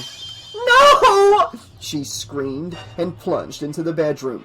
Without pausing, driven by sheer terror, she picked up a chair and hurled it through the window. It smashed through and fell to the ground below. She kicked out the remaining shards of glass, then squeezed through the window and hung from the sill on the second story. She had no choice. She had to do it. She took a deep breath as she prepared to drop, when Jason reached through the broken window and grabbed the collar of her jacket. He started to haul her back up and in. "No! No!" she screamed, pounding at him furiously in an effort to get free. But her blows had no effect, and he continued to pull her in. With a ripping sound, the thin cloth of the jacket tore and she plunged to the ground, leaving part of her jacket in Jason's hands. She had enough presence of mind to allow her legs to collapse beneath her and roll as she hit, dissipating the impact. She was momentarily stunned by the fall, but otherwise uninjured. She scrambled up and saw him throw the remains of her jacket to the ground and duck back into the bedroom. She knew he'd be coming down after her, and she needed to get around to the front of the house, where the van was parked. She'd never be able to move fast enough. Somehow she had to slow him down. She shrugged out of the remains of her torn jacket and ran to the porch. Through the window she could see him coming down the spiral staircase. She grabbed a heavy log off the pile of firewood on the porch and stood against the wall by the front door. The log held high over her head. As he opened the door and came out on the porch, she stepped in behind him and brought the log down on his head with all of her might. He grunted and crashed through the porch railing, falling and landing face down on the ground. She stared at him for a second, holding her breath. He didn't move. She ran down the porch steps and headed for the van. She made it to the door and jumped in just as Jason was starting to pick himself up off the ground.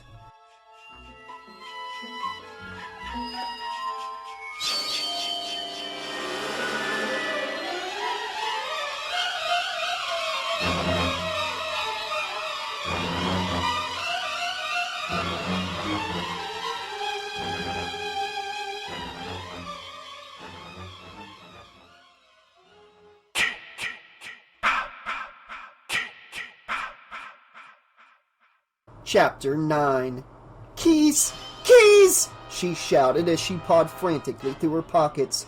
"Come on!" She found them and rammed them into the ignition switch. The motor started right up and she sobbed with relief, shifted into reverse, and backed the van around.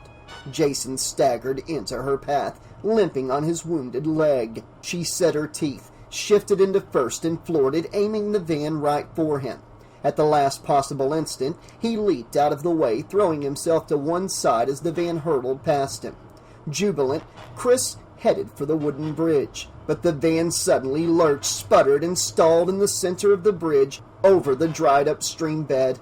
"No!" Chris shrieked. She turned to the ignition key again and pumped the gas pedal, all with no result. The starter motor whined, but the engine simply wouldn't start. "Come on! Come on!" she shouted. Her gaze fell on the gas gauge. Empty.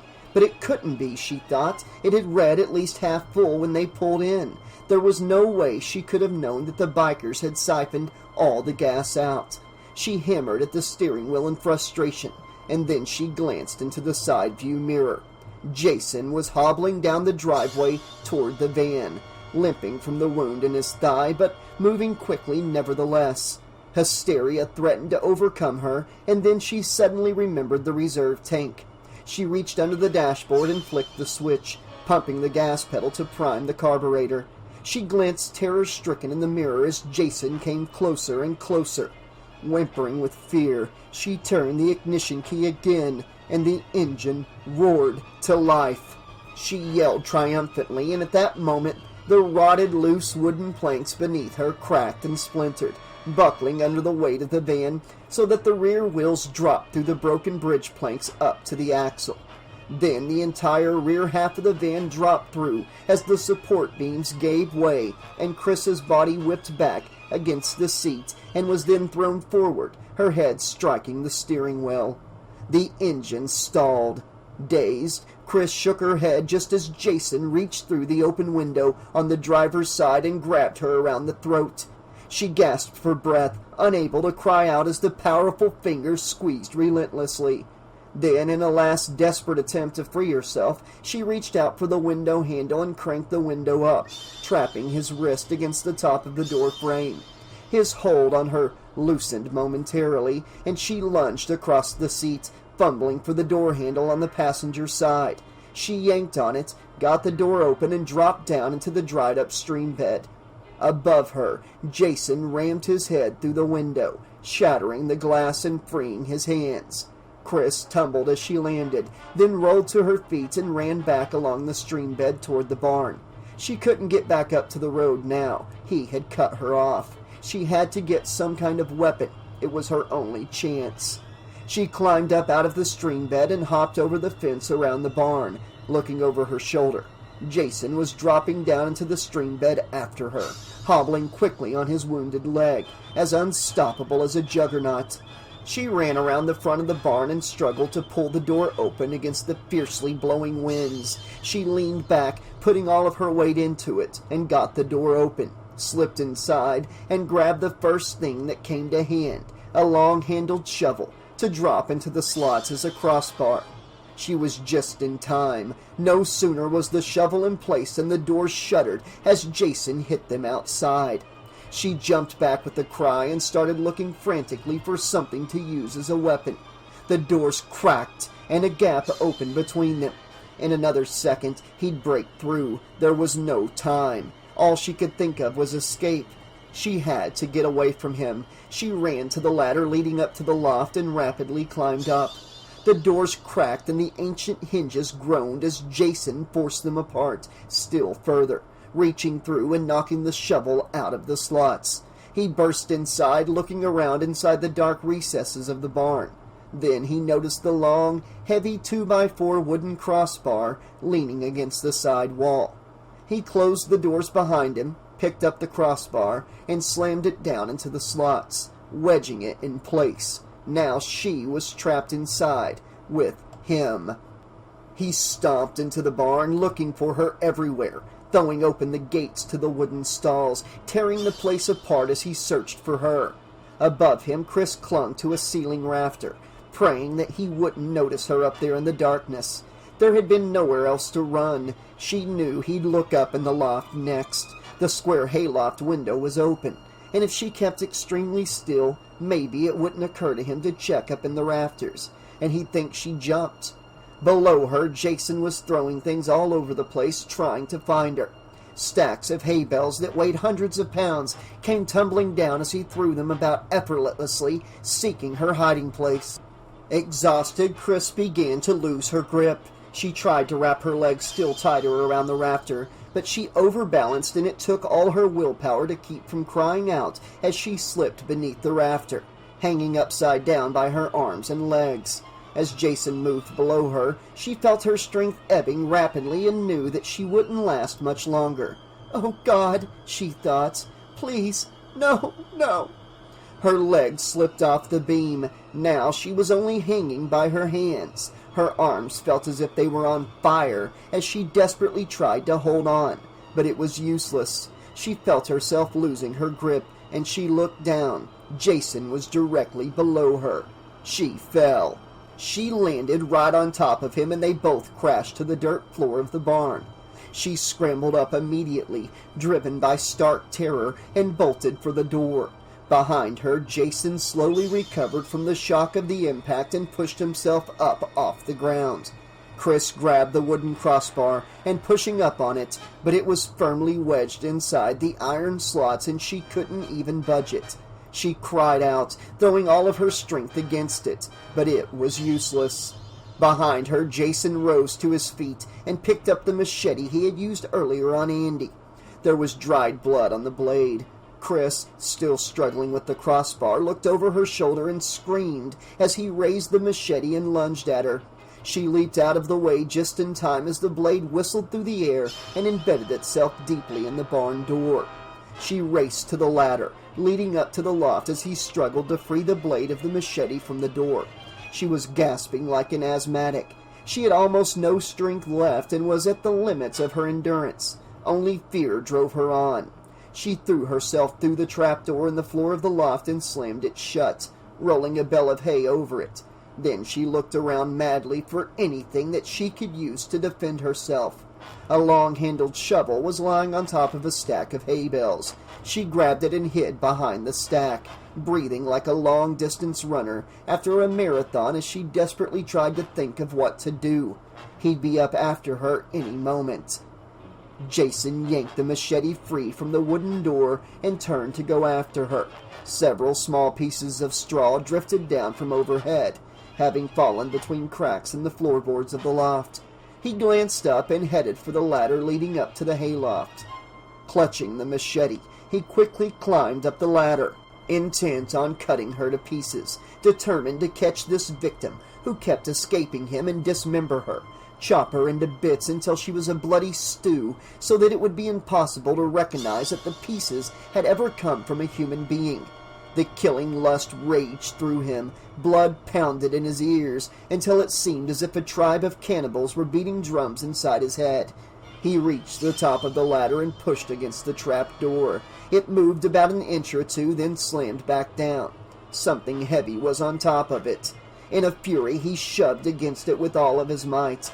The hay bale, holding it down, was knocked loose and the trapdoor slammed open, striking against the hayloft floor with the crack that sounded like a rifle shot. He came up through the floor of the loft and stepped out through the trapdoor, rising to his full height and holding the machete out before him. Just then Chris stepped in behind him, and with every ounce of remaining strength that she possessed, she brought the iron shovel down upon his head. There was a dull clanging sound, and Jason fell full length upon the floor of the loft. The machete slipped out of his grasp and dropped out of the open hayloft window to the ground below. Chris stood over him with the shovel, ready to bring it down again, but Jason remained motionless upon the floor. Chris wasted no time. She quickly grabbed the rope hanging from the block and tackle used to haul the hay bales up to the loft, and she fashioned a noose with it. Loosing it, she bent down, slipped it over his head, and drew it tight around his neck. Then she crouched down beside him and strained to roll his heavy bulk over to the window.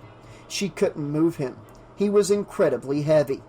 She put her arms under his side and gritted her teeth, groaning with the effort as she tried to push him out the window. She leaned into him, straining, putting all of her weight into it, and she managed to roll him over onto his side. His fingers twitched. With an agonized moan, Chris straight-armed his limp form until it rolled over once again and teetered on the edge of the window opening. As his hands clutched at her, she pushed him out the window. The rope whizzed through the block like a nylon fishing line screaming from a reel when a marlin hits the hook, and Jason fell straight down at the ground until the stopper knot hit the block and the rope suddenly pulled tight around his neck.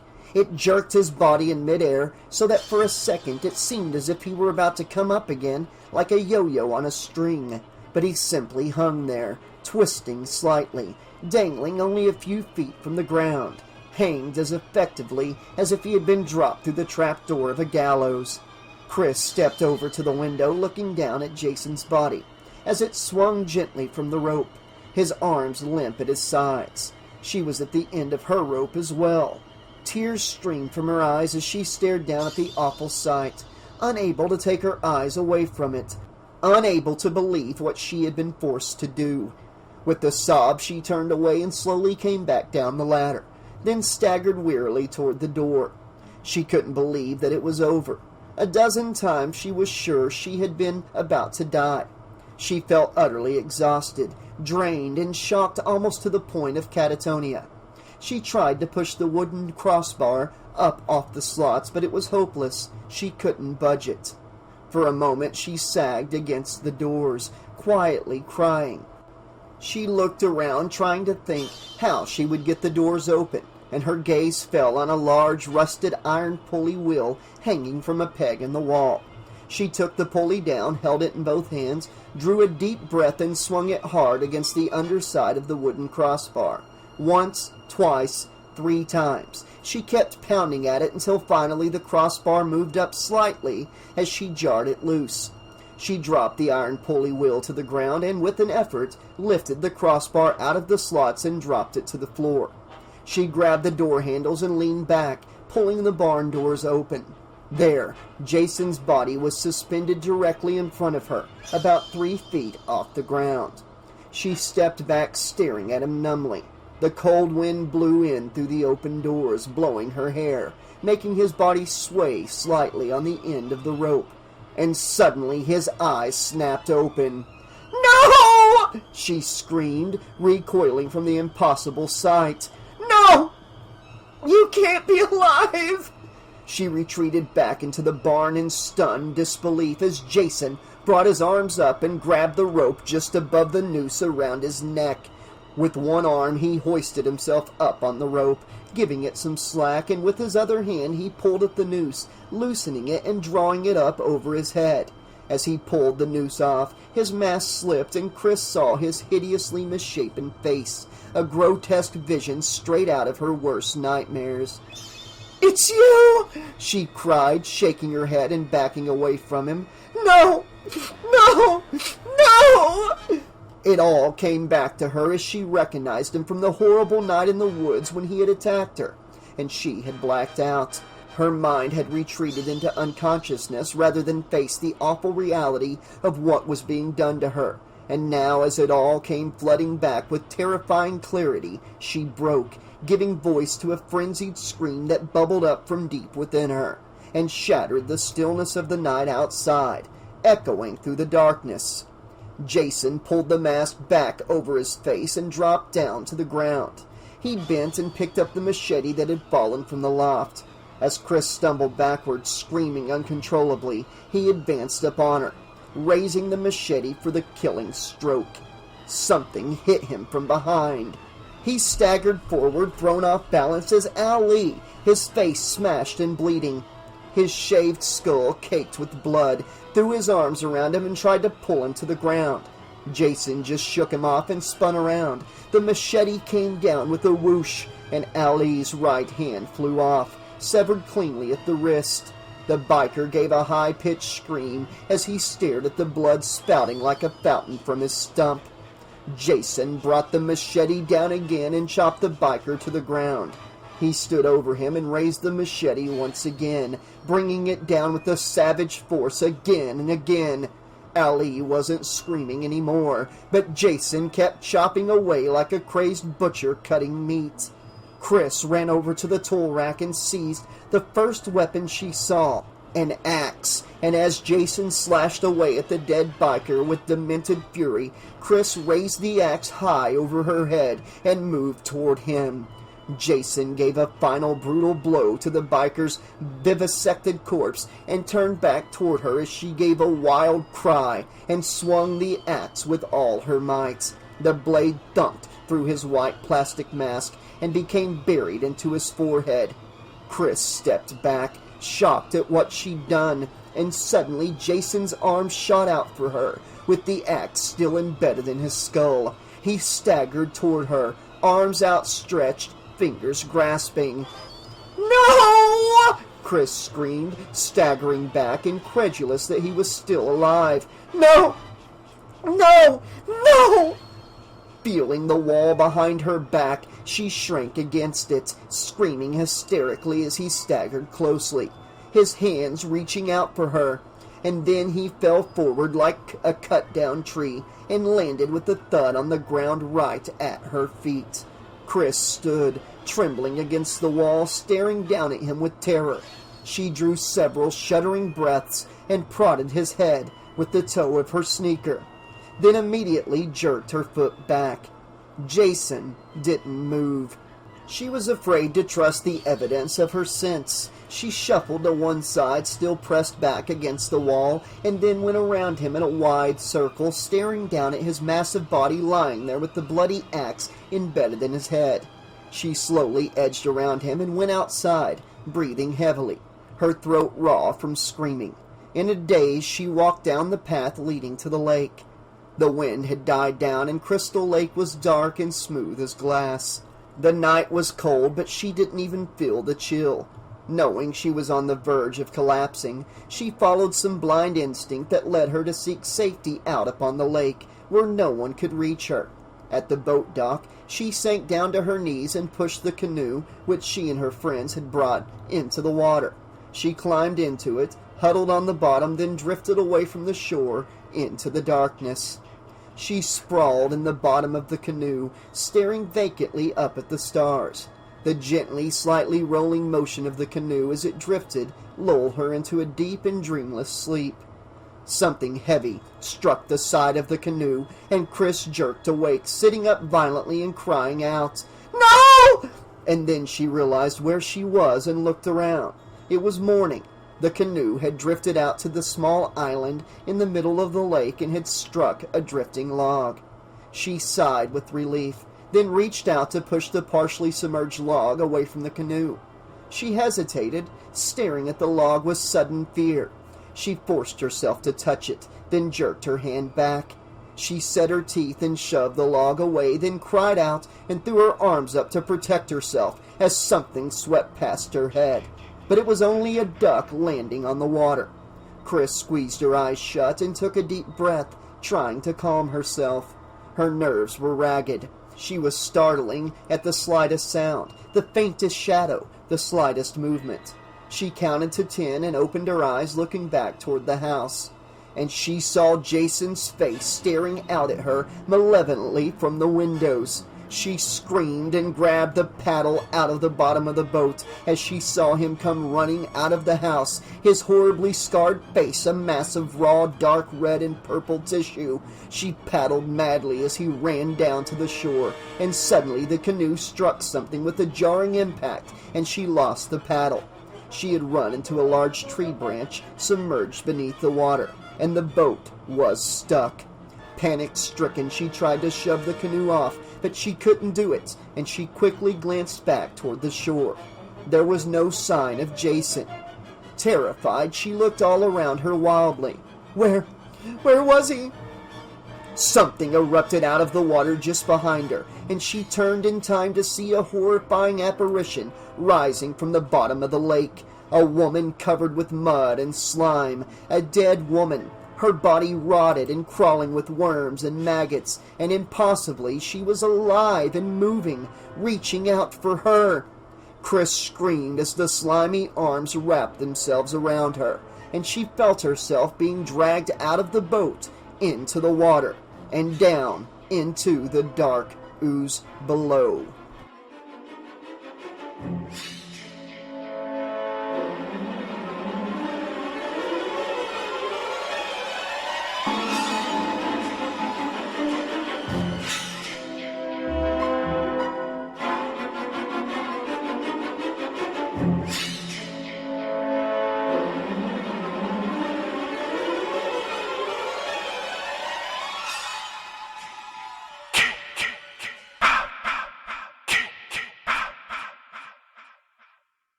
Epilogue. Police Chief Fitzsimmons came walking back toward the house from the barn. His face was ashen.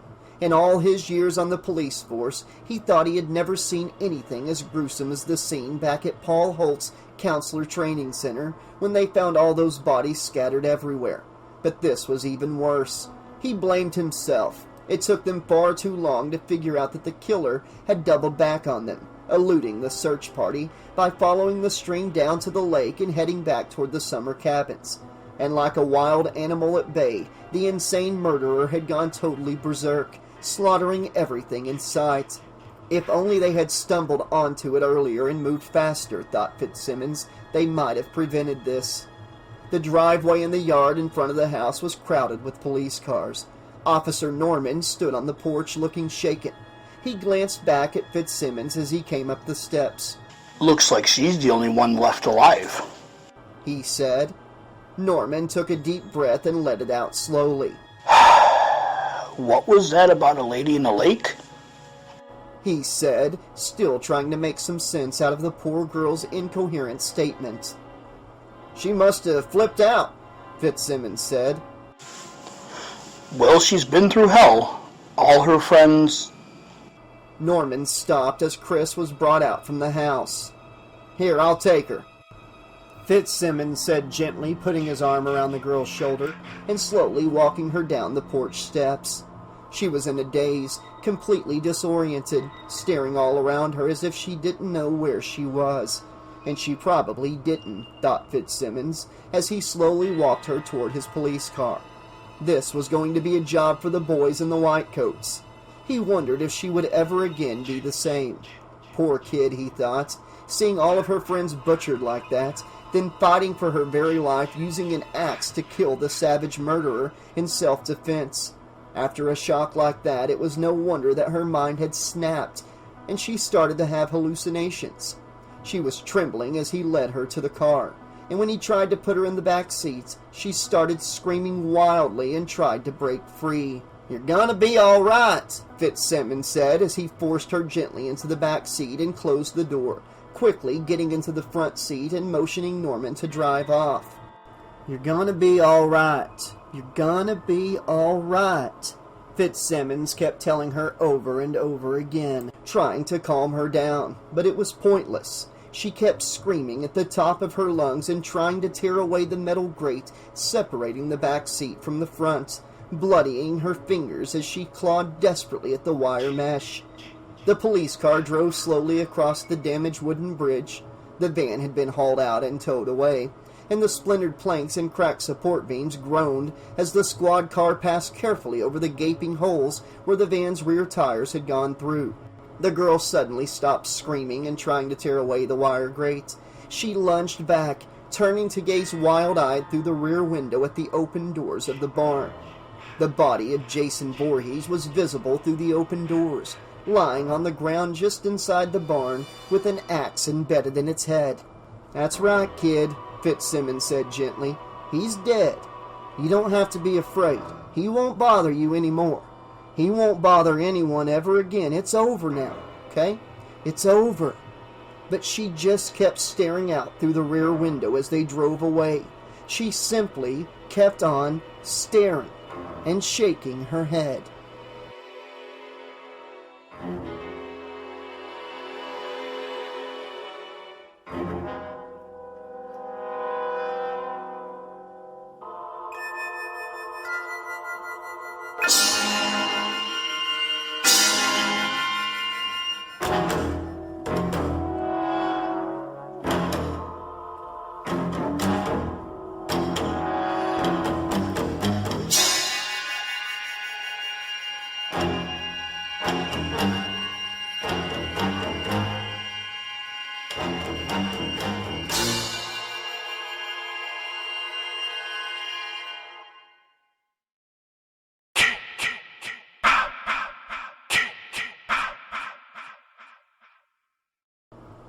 Okay, Slash-a-Holics, this has been Friday the 13th, Part 3, the novelization by Simon Hawke. Before I get into anything, I want to say a big thank you to all the patrons who voice characters in this book. All their names are listed in the description below. You all did an amazing job. Let's see here. We had Christopher Burns Swanson playing Shelly, Shawn Campbell playing Andy, BonanzaJellyBean playing Debbie, Tyrone Kinard played Ali, SlasherPepper, Roger Walker played Loco-Liam Anderson played Abel. Philippe Roque was supposed to play Fitzsimmons, but I tried reaching out on a few occasions and I never heard back, so I'm really sorry that I had to move forward, but we'll get you in a future audiobook. You can do one every month. You can voice a character if you want. I don't want to leave nobody out. Cecilia Spears played Chili, really good. William P. played Norman there at the end. Good job, man. That's his first time voicing a character in one of these books. Thought you did a great job. Everybody just did an amazing job voicing characters in this. Everybody who took part, their name is in the description below, who they played and what their names are. I really hope I didn't leave nobody out on my list just now. If I did, I really apologize, but you all did an amazing job. I really enjoyed this book. I liked it more than the Michael Avallone version, because in the Michael Avallone version, Jason was kind of out of character, being more sneaky, planning. He was laughing. It was just weird. And some of the stuff that was different from the movie just didn't fit what we've come to expect. Friday the 13th Part 3 is one of my least favorite Jason films, but I did enjoy narrating the novelizations, both of them, Michael Avallone's version and Simon Hawke's here. I thought the story was great. I thought he did a great job giving us little extras, putting us inside the head of the characters, stuff like that. And the extra things with Jason, getting some backstory on what happened between Part 2 and 3, finding out that Paul did in fact die, in Part 2. Getting that clarification was great. I still don't fully understand why Jason would rape Chris and not kill her. So one of you guys mentioned that maybe it was before he saw his mom die. I guess maybe he wasn't killing people yet until he saw his mom get killed, so that could be why. But also, the book talks about how Jason didn't head to this side of the lake until after Part 2. And Chris had been attacked by him like a year earlier by Higgins Haven. So it still doesn't all mesh up for me that well. But I thought the kills were great in the book, very descriptive by the author. He really got us, caring for some of these characters more than we did in the movie, especially Shelly, I think. And the way his writing is, even though you know what's going to happen, he keeps it very suspenseful, really puts you there like if you were going through this, And I think that really helps sell the fear and the drama of it all and the suspensefulness of it. So great job by Simon Hawke as far as that goes. I love how Ali tries to come back and help at the end, even though he's a piece of shit. He's probably just trying to kill Jason because Jason killed Fox, but still, it gave Chris enough time to get her a final coup de grace in on Jason. Always enjoyed the scene of Jason pulling himself off the rope. Getting killed with an axe in the head, I'm glad that wasn't how he actually went out. We all know in the Michael Avallone version, he gets decapitated. That's a little more final. I'm glad that the movie didn't go that route. But it was kind of cool to see that in the Michael Avallone book, the way the movie was supposed to go. But this one lines up more with the movie, and she had a shovel instead of a pitchfork, but that's okay. Unless I'm getting something mixed up here. I would have sworn Chris had a pitchfork, right? Not a shovel. Am I wrong about that? Maybe I'm getting the movies mixed up in my head. But all in all, I really enjoyed this book. I look forward to discussing it with Sean on Out of Print Slashers podcast in the future. I cannot wait to hear from all of you. Please let me know what you thought of the book, if you enjoyed it, if you prefer this one or the Michael Avallone version. Until then, this has been your friendly neighborhood 80s slasher librarian saying thanks for listening. Pleasant dreams! Be excellent to each other. In the darkness I reside. Face laugh and twist and guide. Jason's mask, no place to hide. In my mind they come alive. I'm a Slash-a-Holic, can't you see? Living nightmares set me free. Michael's knife and chalk